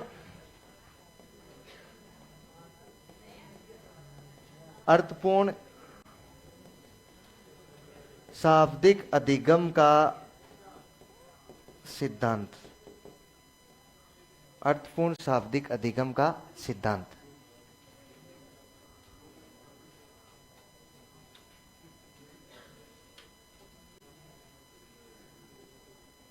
ये जिसको स्पीड बढ़वानी है, जहां सर आ रहे हैं झेल लेना इनको। जाओ। अर्थपूर्ण शाब्दिक अधिगम का सिद्धांत। छोरो तुम हंस क्यों रहे हो रे, ऐसा क्या हो गया?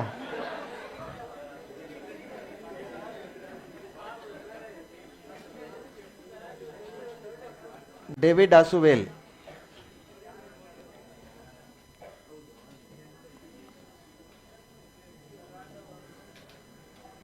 लिखो लिखो चुपचाप ही, तुम वापस अपने पर मत आओ।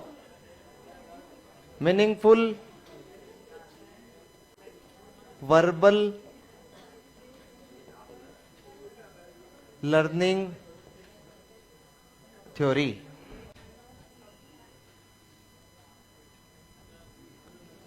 Meaningful verbal learning theory. मैं बोल रहा हूं मीनिंगफुल वर्बल लर्निंग थ्योरी है, लिखा नहीं जा रहा, ये भी चलाएं।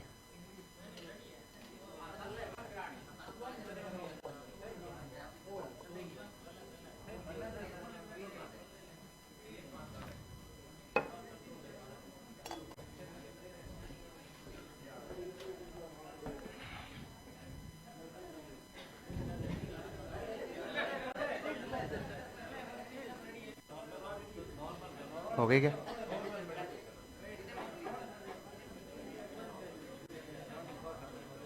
वापस चला लेंगे थोड़ी देर। अब चुप, मैं वापस बता देना मुझे, हैं? आपने ही तो कहा।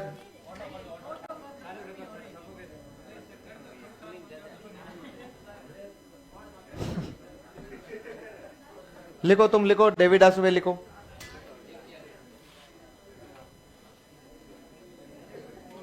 लिख लिया? सुनो तो अब इसको भी समझा देता हूं। इसकी तो एक ही बात है, उस जेरोम ब्रूनर थोड़ा लंबा चौड़ा भी था, इसकी तो एक ही बात याद रखनी है आपको। एक बात ये याद रखनी है कि जेरोम ब्रूनर और डेविड आसुवेल के सिद्धांतों में कोई अंतर नहीं है। जेरोम ब्रूनर, डेविड आसुवेल के सिद्धांतों में कोई अंतर नहीं है।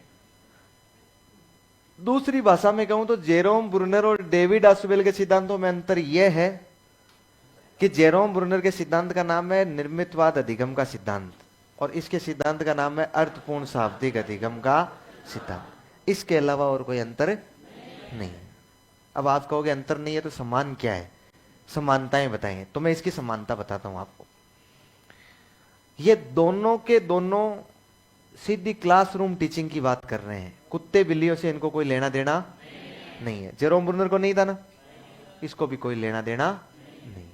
तो जेरोम ब्रूनर और डेविड आसुवेल दोनों के दोनों किसकी बात कर रहे हैं? डायरेक्ट क्लासरूम टीचिंग की बात कर रहे हैं।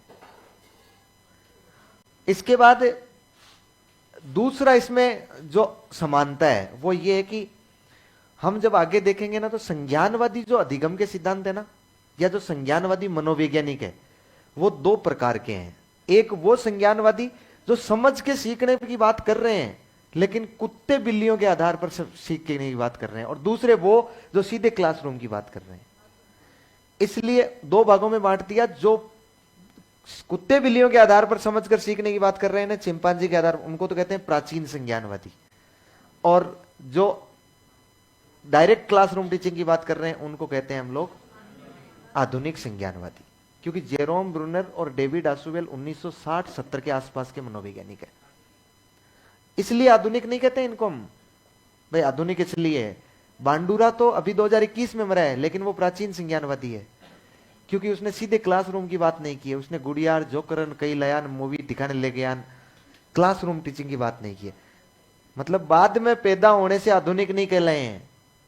बात किसकी बात कर रहे हैं? क्लासरूम टीचिंग की बात कर रहे हैं क्या? तो दोनों के दोनों आधुनिक संज्ञानवादी हो गए, दोनों के दोनों क्लासरूम शिक्षण की बात करते हैं।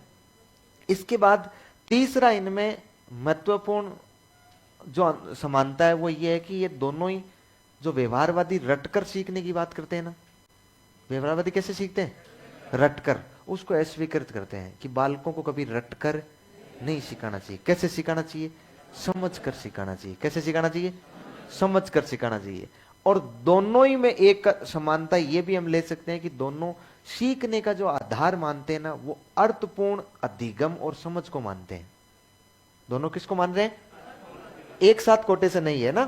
किसको मान रहे हैं? अर्थपूर्ण अधिगम, मतलब मीनिंगफुल लर्निंग एंड अंडरस्टैंडिंग। अर्थपूर्ण अधिगम एवं समझ। ये कह रहे हैं कि बालक को कैसे सिखाना चाहिए? रटकर नहीं सिखाना चाहिए। बालक को सिखाना कैसे चाहिए? अर्थपूर्ण अधिगम और समझ के आधार पर सिखाना चाहिए। इसका मतलब बालक को जो भी आप सिखाओ ना, उसका अर्थ समझाओ। क्या करो? अर्थ समझाओ। और उसके बाद बालक में खुद में उसकी अंडरस्टैंडिंग डेवलप होने दो, उसकी समझ विकसित होने दो। और उसकी समझ विकसित होगी और बालक अर्थपूर्ण सीखेगा तो निश्चित रूप से उसका अधिगम स्थायी हो जाएगा। समझ पा रहे ना? तो बताओ समानता कितनी हो गई? अरे चार समानता बता दी है मैंने।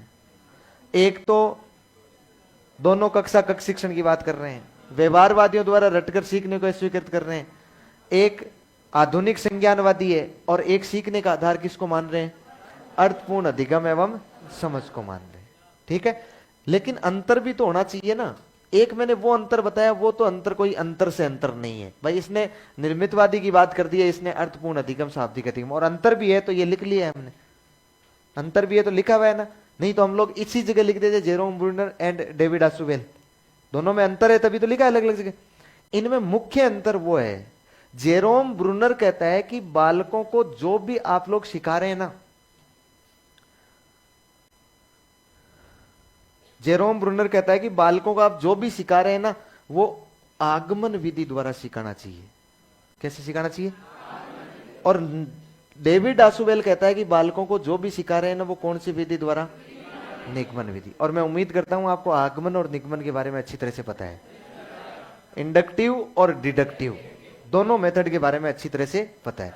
आगमन मतलब उदाहरण से लेकर नियम की ओर, और निगमन मतलब नियम से उदाहरण। जेरोम ब्रूनर कहता है कि बालक के सामने पहले उदाहरण ही उदाहरण फेंकने चाहिए, उसे सामान्यीकरण करने ना खुद करना चाहिए। सामान्यीकरण का मतलब है वो नियम पर पहुंच जाए।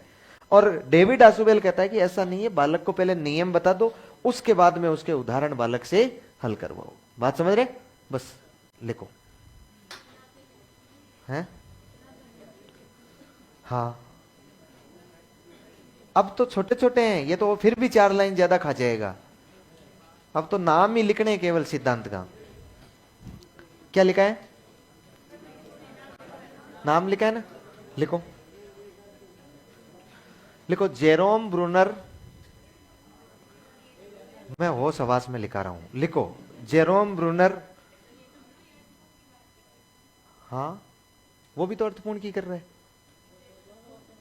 हैं। बालक खुद सीख रहे हैं तो वो पहले उदाहरण फेंक रहा है, याद है ना? वो पहले उदाहरण फेंक रहा है, आगमन विधि से सिखा रहा है। बाद में समझ में नहीं आ रहा है ना बालक को, तो खुद बता रहा है। क्या लिखा है आपने? जेरोम ब्रूनर एवं डेविड आसुवेल के, जेरोम ब्रूनर एवं डेविड आसुवेल के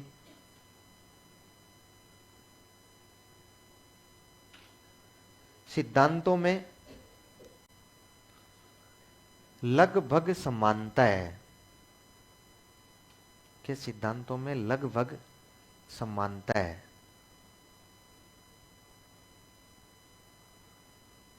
लगभग समानता है। जैसे जैसे अब डेस लगा के नंबर 1 लिखो। जैसे दोनों कक्षा कक्ष शिक्षण की बात करते हैं, दोनों कक्षा कक्ष शिक्षण की बात करते हैं।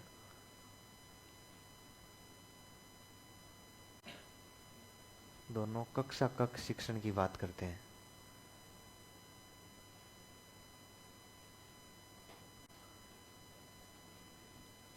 दूसरा लिखो।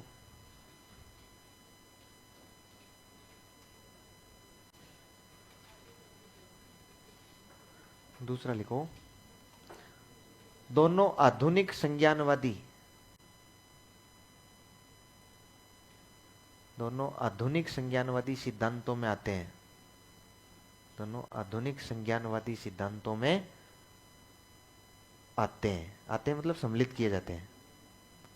आधुनिक संज्ञानवादी सिद्धांतों,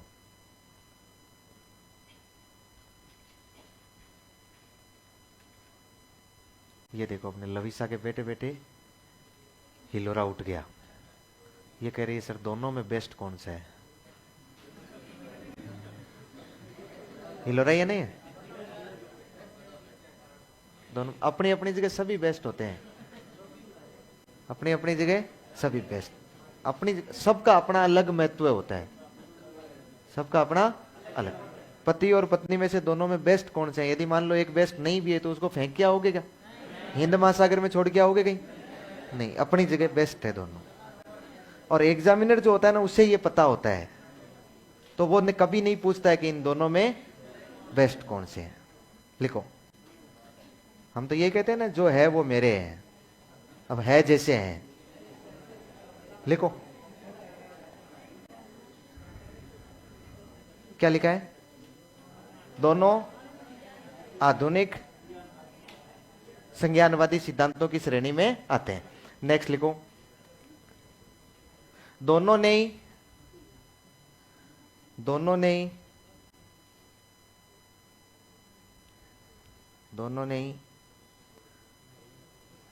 व्यवहारवादियों द्वारा रटकर सीखने को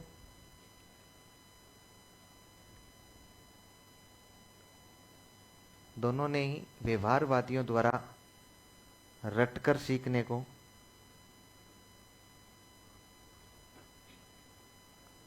दोनों ने ही व्यवहारवादियों द्वारा रटकर सीखने को अस्वीकृत किया है। अस्वीकृत किया है।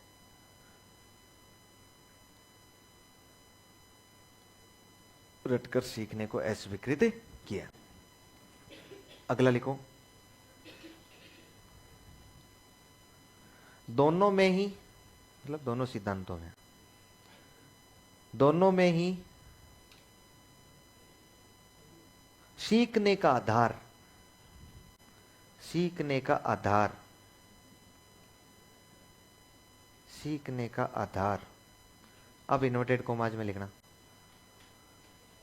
अर्थपूर्ण अधिगम एवं समझ को माना गया है। अर्थपूर्ण अधिगम एवं समझ,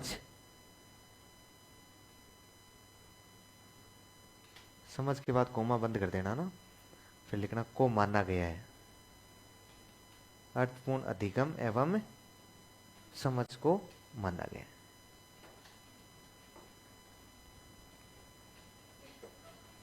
हो गई ना समानताएं? 4 ही है ना? 5वीं और भी समानता है क्या कोई? है।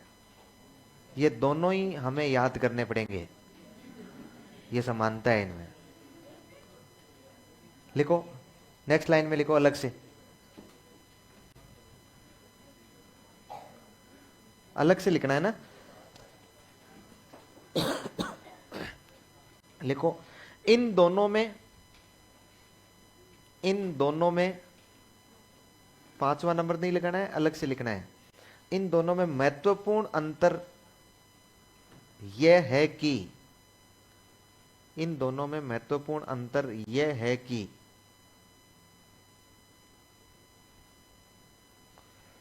महत्वपूर्ण अंतर यह है कि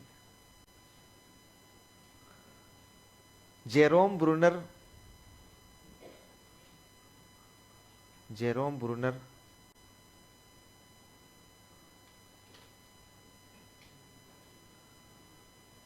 बालक के सीखने का आधार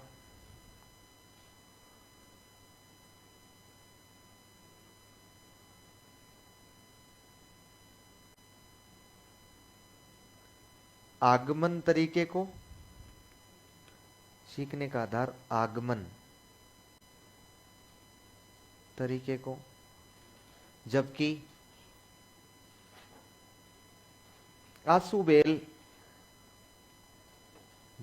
आसुबेल निगमन तरीके को मानता है।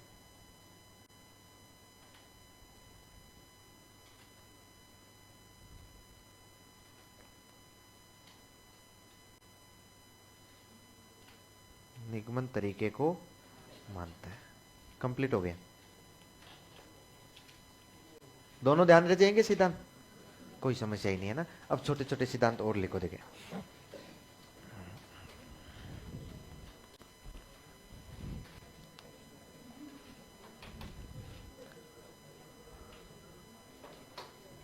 लिखो अधिगम का ये, अच्छा डायरेक्ट लिख दो ना मैंने। क्षेत्र बिंदु सिद्धांत कभी नाम सुना है क्या आपने? क्षेत्र बिंदु सिद्धांत किसने दिया है? Very good, Kurt Lewin. देखो इसमें ज्यादा उलझना नहीं है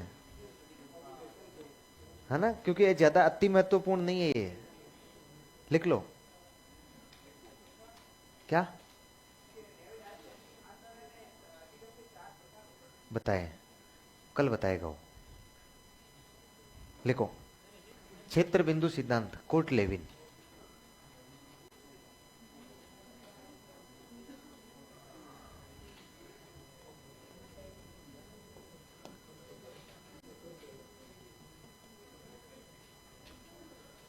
field learning theory, field learning theory, field learning theory किसने दिया है? Kurt Lewin. अब देखो तुम्हारी थोड़ी सी आदत खराब पड़ी हुई है, उद्दीपक की, प्रयोग की पड़ी हुई है ना। अब उनको दिमाग से निकाल देना है। हम अब जो सिद्धांत पढ़ेंगे ना उनमें ना तो कोई उद्दीपक है ना कोई प्रयोग है, सीधा सीधा एक दो बातें लिखेंगे। एक बार के लिए इसको तो लिखो, उपनाम है। ये तो मुझे पता नहीं, आप बताओ, आप बताओ। कोई नहीं बोलेगा और आप बताओ ये गेस्टाल्टवादी है या नहीं है? नहीं नहीं, क्यों पूछ रहे हो? मैं आपसे पूछ रहा हूं, क्या ये कुर्ट लेविन गेस्टाल्टवादी है क्या? अरे साइलेंट, कोई नहीं बोलेगा। सवाल है मेरा ये आपसे। हो सकता है। पहले कहां पढ़ा हुआ है? नहीं पहले मतलब यहीं इसी क्लास में या है?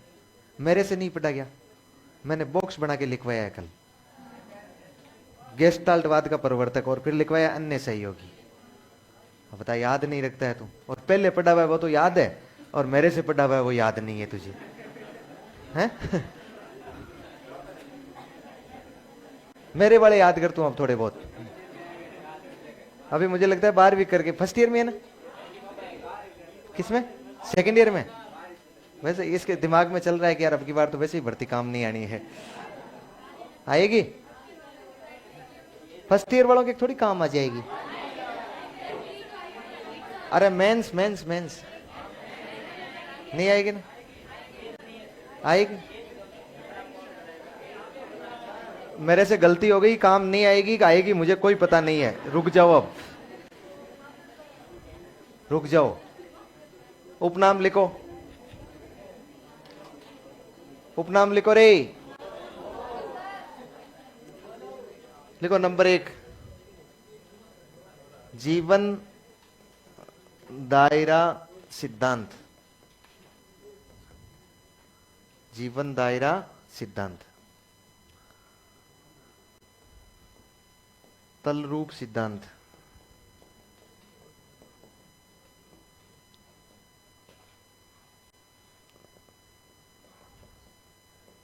सदिश एवं कर्षण सिद्धांत,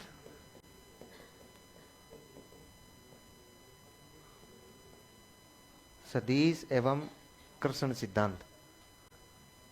जीवन दायरा, तलरूप, सदिश एवं कर्षण सिद्धांत।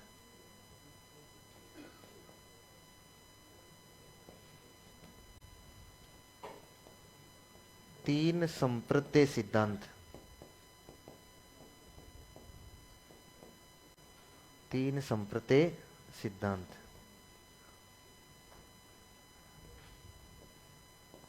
लक्ष्य सूझ सिद्धांत,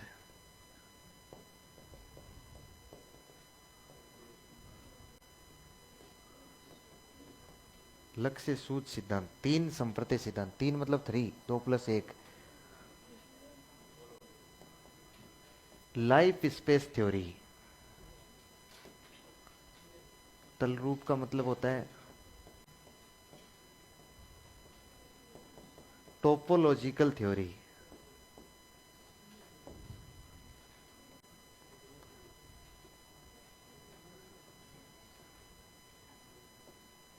vectors and wellness theory,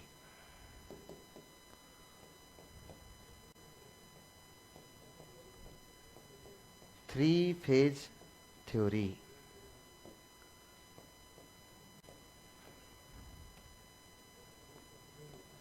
goal insight theory,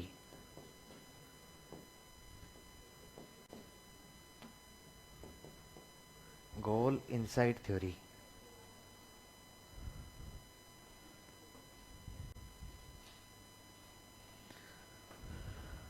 लिख लिया क्या? ये ईश्वर, ये ना मन ही मन सोच रहे हैं कि कूट लेविन पैदा होते ही बिल्ली ले जाती ना इसको, तो ठीक रहता। मर जाता नहीं ये पैदा होते ही, यही सोच रहे हैं। हाँ, कम से कम एक तो कम होता।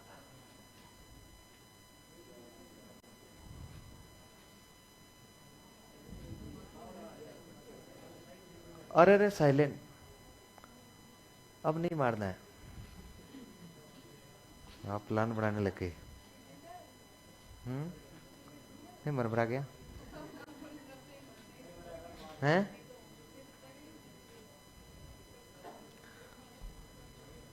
अरे आवाज नहीं, बिल्कुल शांति से उतार लिया क्या? लिखो।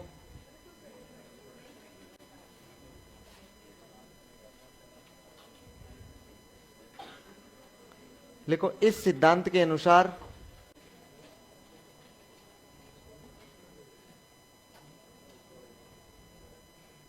इस सिद्धांत के अनुसार अधिगम, इस सिद्धांत के अनुसार अधिगम, अधिगम वातावरण एवं व्यक्ति के मध्य, वातावरण एवं व्यक्ति के मध्य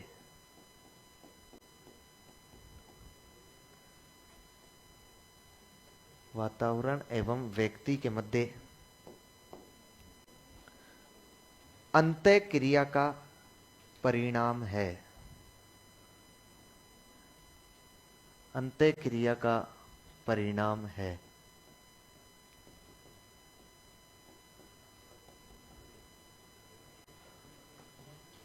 यह समीकरण बना लो।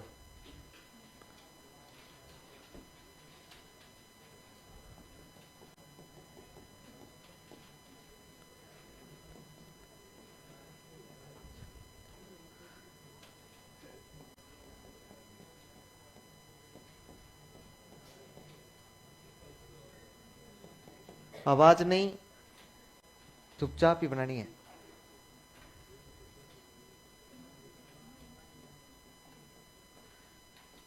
नीचे लिख लेना है ना। एल यानी लर्निंग, एफ यानी फील्ड, पी यानी साइकोलॉजिकल पर्सन,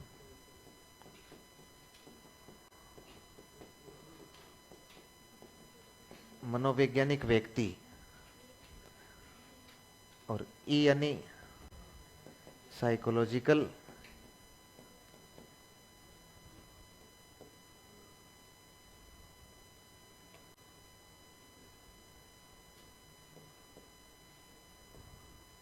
एनवायरमेंट, यानी मनोवैज्ञानिक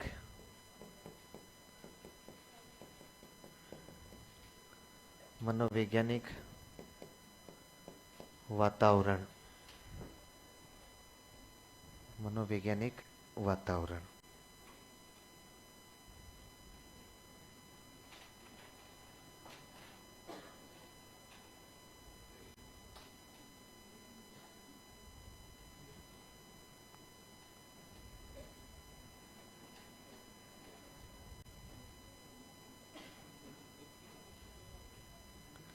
लिख लिया ना?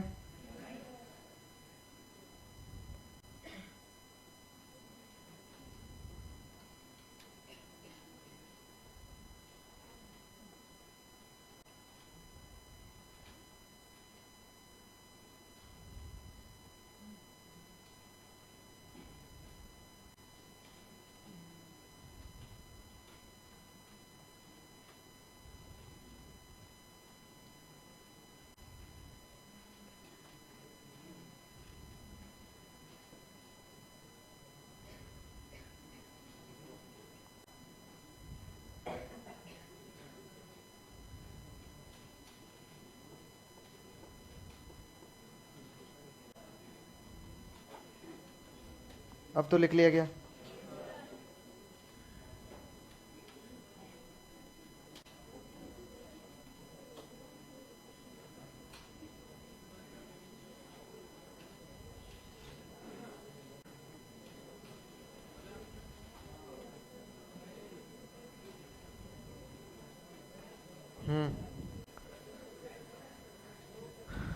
हो गया। नेक्स्ट लाइन में लिखो, नेक्स्ट लाइन में लिखो, इन्होंने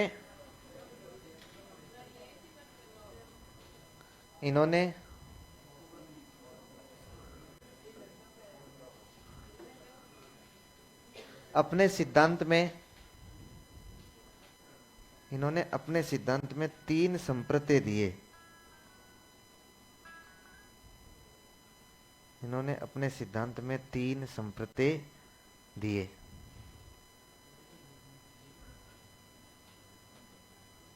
अपने सिद्धांत में 3 संप्रत्यय दिए। नंबर 1 लिखो, नंबर 1 लिखो, जीवन दायरा।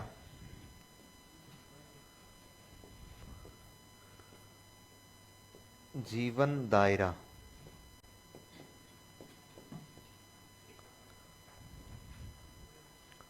जीवन दायरा लिखो, वह क्षेत्र,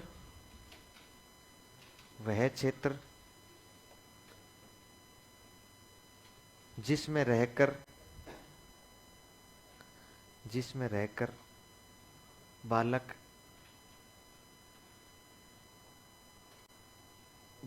वातावरण के साथ, बालक वातावरण के साथ अंतःक्रिया करता है।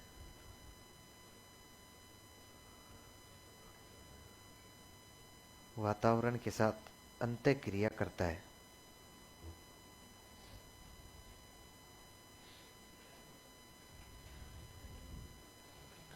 दूसरा लिखो, सदिश व कृष्ण,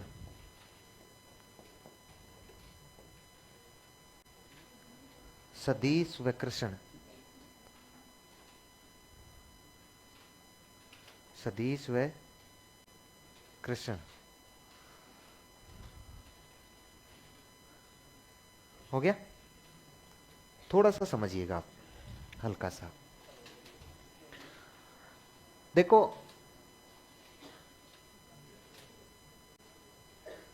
अपना ये कोर्ट लेविन क्या बता रहा है हमें कि बालक को अधिगम कैसे होता है। बालक को अधिगम कैसे होता है?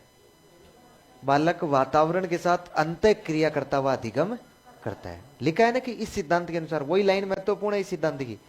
इस सिद्धांत के अनुसार अधिगम वातावरण एवं व्यक्ति की के मध्य हुई अंतःक्रिया का परिणाम है। इसका मतलब वातावरण और व्यक्ति के मध्य जो अंतःक्रिया हो रही है ना, इस इंटरेक्शन का ही परिणाम क्या है? अधिगम है। इसलिए इसने समीकरण में भी लिखा है, एल मतलब लर्निंग, मतलब सीखना। कैसे सीखता है? व्यक्ति किसके साथ? वातावरण के साथ अंतःक्रिया कर रहा है। देखो इस पी का मतलब ये पी नहीं है, ये पी लिया गया है इस पी से और ये ई लिया गया है इस ई से, लेकिन दोनों ही साइकोलॉजिकल होने चाहिए, मतलब मनोवैज्ञानिक होने चाहिए। समझ पा रहे हैं ना? तो ये कह रहा है कि एक व्यक्ति वातावरण के साथ क्या कर रहा है? अंतःक्रिया। लेकिन वो अंतःक्रिया करने के लिए उसे कोई क्षेत्र तो चाहिएगा ना। जिस क्षेत्र में वो वातावरण में रहते हुए अंतःक्रिया करेगा वो क्षेत्र क्या कहलाएगा? फील्ड। ये फील्ड हो गया कि नहीं हो गया? ये फंक्शन नहीं है, फील्ड। जिस फील्ड में रहते हुए व्यक्ति और वातावरण के मध्य अंतःक्रिया हो रही है उसका परिणाम क्या निकल रहा है? अधिगम निकल रहा है। फिर कहा कि इन्होंने 3 संप्रत्यय दिए हैं। देखो कैसे बताया है। इन्होंने कहा जैसे मान लो ये बालक है, ये बालक है, ये बालक इस वातावरण के साथ अंतःक्रिया कर रहा है। ये बालक इस वातावरण के साथ क्या कर रहा है? यही तो वातावरण है ना इसके लिए। अब आपके दिमाग में आया होगा, पता नहीं बालक अंतरिक्ष में गया होगा अंतःक्रिया करने के लिए, वातावरण के साथ कैसे अंतःक्रिया होगी? बालक अपने घर, अपने स्कूल, अपने ननियाल, अपने दोस्तों के घर, अपने माता पिता के कार्यस्थल, अपने रिश्तेदारों के यहाँ, कहीं कोई जाने वाली शादी में, या फिर बालक घूमने जाएगा। यही तो क्षेत्र होंगे ना जहां पर रहते हुए बालक अंतःक्रिया मतलब कुछ सीख रहा है। भाई जहां जहां बालक जा रहा है वही तो उसके लिए अंतःक्रिया का क्षेत्र होगा कि नहीं होगा? इसको हमने किससे दर्शा दिया है? इस वातावरण से दर्शा दिया है। समझ पा रहे? ये वातावरण बालक के लिए किसका क्षेत्र है? अंतःक्रिया का क्षेत्र है। ध्यान रखिए, इस पूरे क्षेत्र को जिस जिस वातावरण के साथ रहते हुए बालक अंतःक्रिया कर रहे हैं ना, इस पूरे क्षेत्र को कुर्ट लेविन ने जीवन दायरा कहा है। क्या कहा है? अरे मतलब उसके जीवन में दायरा ही तो एक नहीं है, एक जीवन का दायरा एक नहीं है। अरे जीवन की औकात की जीवन में कहां कहां जाएगा वो, यही तो एक जीवन दायरा में रहते हुए बालक क्रिया करता है। इसने 3 संप्रते दिए हैं, मतलब 3 बातों की चर्चा की है। 3 फेज थ्योरी इसलिए कहते हैं क्योंकि 3 चीजों की चर्चा की है इसने एक तो किसकी की है? दूसरा इसने बताया है सदिश और कर्षण। अब देखिए, ये जो सदिश शब्द इसने लिया है ना, ये लिया फिजिक्स से। किससे लिया? फिजिक्स से। और ये कर्षण जो शब्द लिया है ना, ये लिया इसने मैकेनिक्स से। इंजीनियरिंग का स्टूडेंट था ये कुर्ट लेविन, छोटा मोटा आदमी नहीं है। कुर्ट लेविन बहुत बड़ा इंजीनियर है। तो सदिश तो भौतिकी से ले लिया। सदिश का मतलब तो होता है जिसकी दिशा हो, जिसकी दिशा हो। अच्छा, इस कृष्ण का मतलब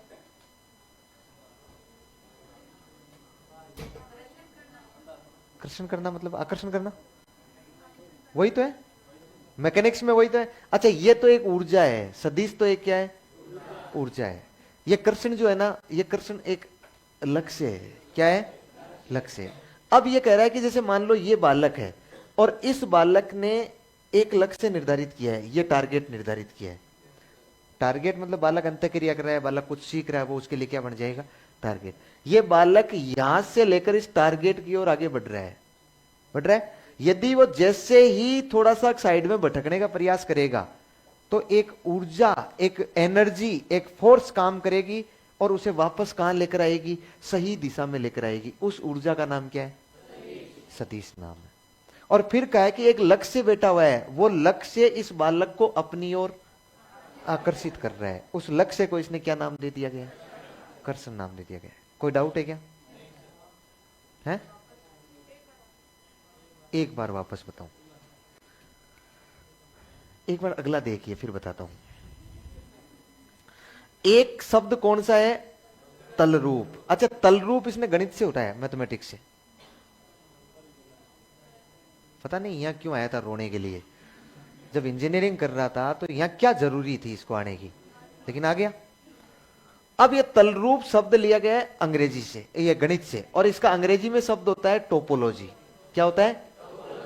टोपोलॉजी। अच्छा, ये टोपोलॉजी या तल रूप शब्द का अर्थ होता है आकृति। क्या होता है? शाब्दिक अर्थ इसका किससे लगाया जाता है? आकृतियों से। ये कह रहा है कि बालक जब सीखता है ना, सीखता है तो उसके जीवन दायरे की आकृति से इसका अर्थ लगाया जाता है। वो अंतःक्रिया करता है तो इसने कहा वो जीवन दायरा इलास्टिक प्रकार का होता है। किस प्रकार का होता है? इलास्टिक मतलब प्लास्टिक प्रकार का। ऐसा नहीं है कि हमने बालक का जीवन दायरा फिक्स कर दिया कि इससे आगे नहीं बढ़ सकता है और वो जैसे ही उसे आगे जाए तो वो लक्ष्मण रेखा उसे कहे नहीं नहीं बस यहीं रुक जा। ऐसा नहीं है। वो कह रहा है कि बालक जहां कहीं भी अपने जीवन में जिन जिन क्षेत्रों में आगे जाता रहेगा वैसे वैसे वो जीवन दायरा, उसका आकार परिवर्तित होता रहेगा और वो वही आकार ले लेगा। अरे इसने दूसरा और बताया, बोले इतना से ही नहीं है, तल रूप का मतलब इस बात से भी है कि जैसे बालक कुछ सीखता है उस वातावरण के साथ अंतःक्रिया, तो अपने चेहरे की, अपने शकल की अलग अलग आकृतियां बनाता है, लेकिन वो आकृतियां इलास्टिक प्रकार की होती है, प्लास्टिक प्रकार की होती है। वापस अपने मूल स्वरूप में आ जाता है चेहरा, वैसे ही नहीं रह जाता है। जैसे हम लोग सीखते हैं, सवाल मिला रहे हैं, सीखते हुए थोड़ी मुश्किल आ रही है तो ऐसे कर रहे हैं कि नहीं कर रहे हैं? अरे यार ये अलग अलग आकृतियां बन रही है ना चेहरे की, लेकिन ऐसे ही थोड़ी रह रहे हैं। हम सीख रहे थे ऐसे और वैसे ही रह गया, नहीं, वापस अपने मूल स्वरूप में आएगा कि नहीं आएगा? अरे नहीं समझे आप, तो अपने ही उदाहरणों से समझेंगे। भैं देखिए ना, भैं, हाँ इसे तो समझा, तो बोले भैं का तो बताया मैं। अच्छा, भैं को हम लोग चराने ले जाते हैं, याद है आपको? लेकिन कुछ कुछ भैं खोड़ीली होती है, आपकी तरह। हाँ, कुछ कुछ भैं क्या होती है? खोड़ीली। तो उस भैं के लिए एक तो गले में रस्सी डाली जाती है। अब मान लो उस भैं को, जैसे यहां घर है, यहां खेत है, बीच में फसल भी तो है ना, तो उसको इस फसल के बीच में से हम लोग एक पगडंडी द्वारा ले जाएंगे। तो हम क्या करेंगे, एक व्यक्ति तो इसकी रस्सी को पकड़ के आगे खींचेगा और दूसरा व्यक्ति एक लट लेगा। लट ले रहा है कि नहीं ले रहा है? अच्छा, वो जैसे ही मान लो भैं इधर जा रही है तो वो इधर से, और यदि इधर जा रही है तो इधर से। लेकिन वो भैं जब जब इस फसल के साथ अंतःक्रिया करेगी तो अपनी शकल की आकृति तो अलग अलग बनाएगी कि नहीं बनाएगी? वो जोर से लपकेगी लेकिन वापस मूल स्वरूप में आ जाएगी। देखिए, इसमें जो भैं अपने मुंह की अलग अलग आकृतियां बना रही है वो तो है तल रूप। क्या है? तल रूप। और जो पीछे एक व्यक्ति इधर से और उधर से ध्यान रख रहा है वो है सदिश, मतलब उसको सही दिशा में चलाने के लिए एनर्जी जिम्मेदार है। और जो आगे व्यक्ति है ना, जो पकड़ के खींच रहा है, वो है कर्षण। वो क्या कर रहा है? उसे आगे खींच रहा है। और इस तरह से वो बालक अधिगम करता है। इस तरह से वो भैं कहां पहुंच जाती है? लक्ष्य तक पहुंच जाती है। समझ पाती है? और वो उसका क्या होता है? जीवन दायरा। अब मान लो वो जहां गई है उसमें उसने चढ़ चढ़ा के 5-10 दिन में खत्म कर दिया, तो फिर कोई ना कोई आगे जुगाड़ करते हैं। किसी न किसी को फोन करते हैं कि यार तेरे वाले अड़ाव में, चारागाह में थोड़ा घास बचा हुआ है कि यार मेरे भैं जो है ना उसमें खत्म हो गया, मेरे वाले में खत्म हो गया। तो फिर उस भैं को आगे ले जाते हैं, तो जीवन दायरा और आगे बढ़ जाता है। और वो फिर आगे चलती हुई अंतःक्रियाएं और करती रहती है। फिर सदिश और कर्षण काम करते रहते हैं और इस तरह से बालक सीखता रहता है। समझ में कुटलेविन को भी नहीं आया था कि मैं क्या कह रहा हूं, इसलिए अपने को तो क्या समझ में आएगा, लेकिन अपने इसकी जो मुख्य मुख्य बातें हैं ना वो हमने समझ लिए। इससे आगे एग्जामिनर कतई नहीं बढ़ेगा। अभी तक तो केवल क्षेत्र बिंदु तक पहुंचा है वो, कि क्षेत्र बिंदु का सिद्धांत किसने दिया है।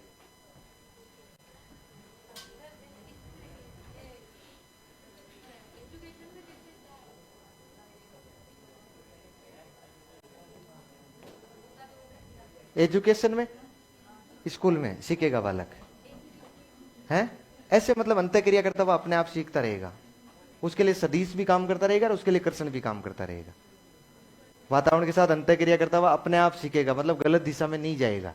यह कह रहा है कि सदिश काम कर रहा है जो उसे सही तरीके में सिखा रहा है। गणित का सवाल मिला रहा है, मिलाते मिलाते मान लो उसके मिस्टेक हो रही है, तो एक एनर्जी काम कर रही है, वो एनर्जी उसे वापस कहां ला रही है? सही दिशा में। जो गलती हो रही है उस गलती को पकड़ने का प्रयास किया जा रहा है।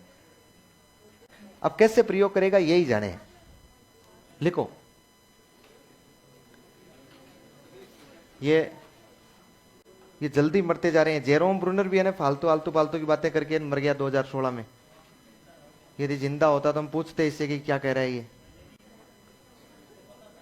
कुर्ट लेविन भी मरमरा गया होगा मेरे ख्याल से। क्या लिखा है आपने? सदिश मत लिखो इसमें। सदिश से तात्पर्य, सदिश से तात्पर्य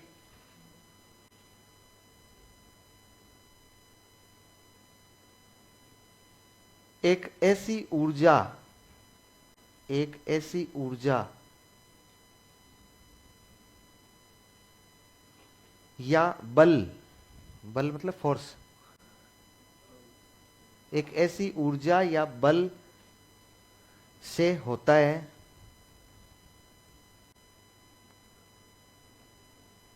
जो बालक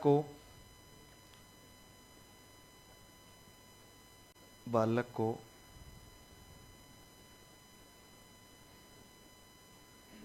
लक्ष्य की ओर, जो बालक को लक्ष्य की ओर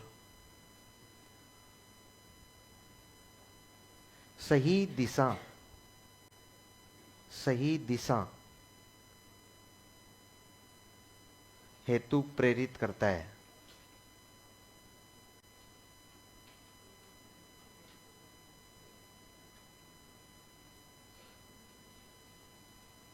ये लो, एग्जाम्पल बच्चों पर देकर बताओ। क्यों? पावलोव ने नहीं बताया, उसने भी कुत्ते पर बताया, तो मैं क्यों बताऊं बच्चों पर? हैं भाई, पावलोव ने किस पर बताया? थोंडाइक ने किस पर बताया? बिल्ली पर। तो मैं क्यों बच्चों पर देकर बताऊं? और अपनी मर्जी से कोई बच्चा के एग्जाम्पल थोड़ी बनते हैं। एग्जाम्पल तो होते हैं जैसे होते हैं।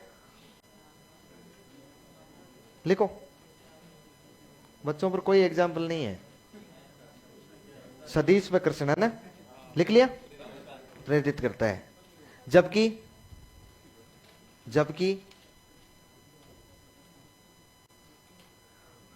कृष्ण वह लक्ष्य है कृष्ण, वह लक्ष्य है जो बालक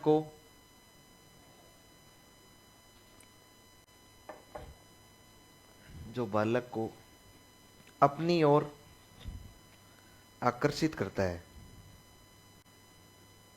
जो बालक को अपनी ओर आकर्षित करता है। ठीक है। तीसरा संप्रति लिखो तलरूप। तलरूप,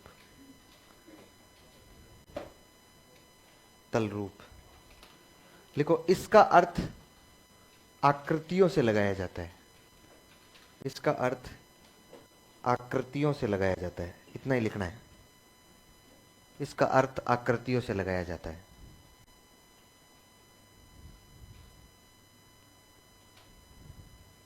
आकृतियों से लगाया जाता है, बस इतना ही। हाँ, अब सुनो मेरी बात। हाँ, क्या हो गया? जाओ तो जाओ, जल्दी आना वापस।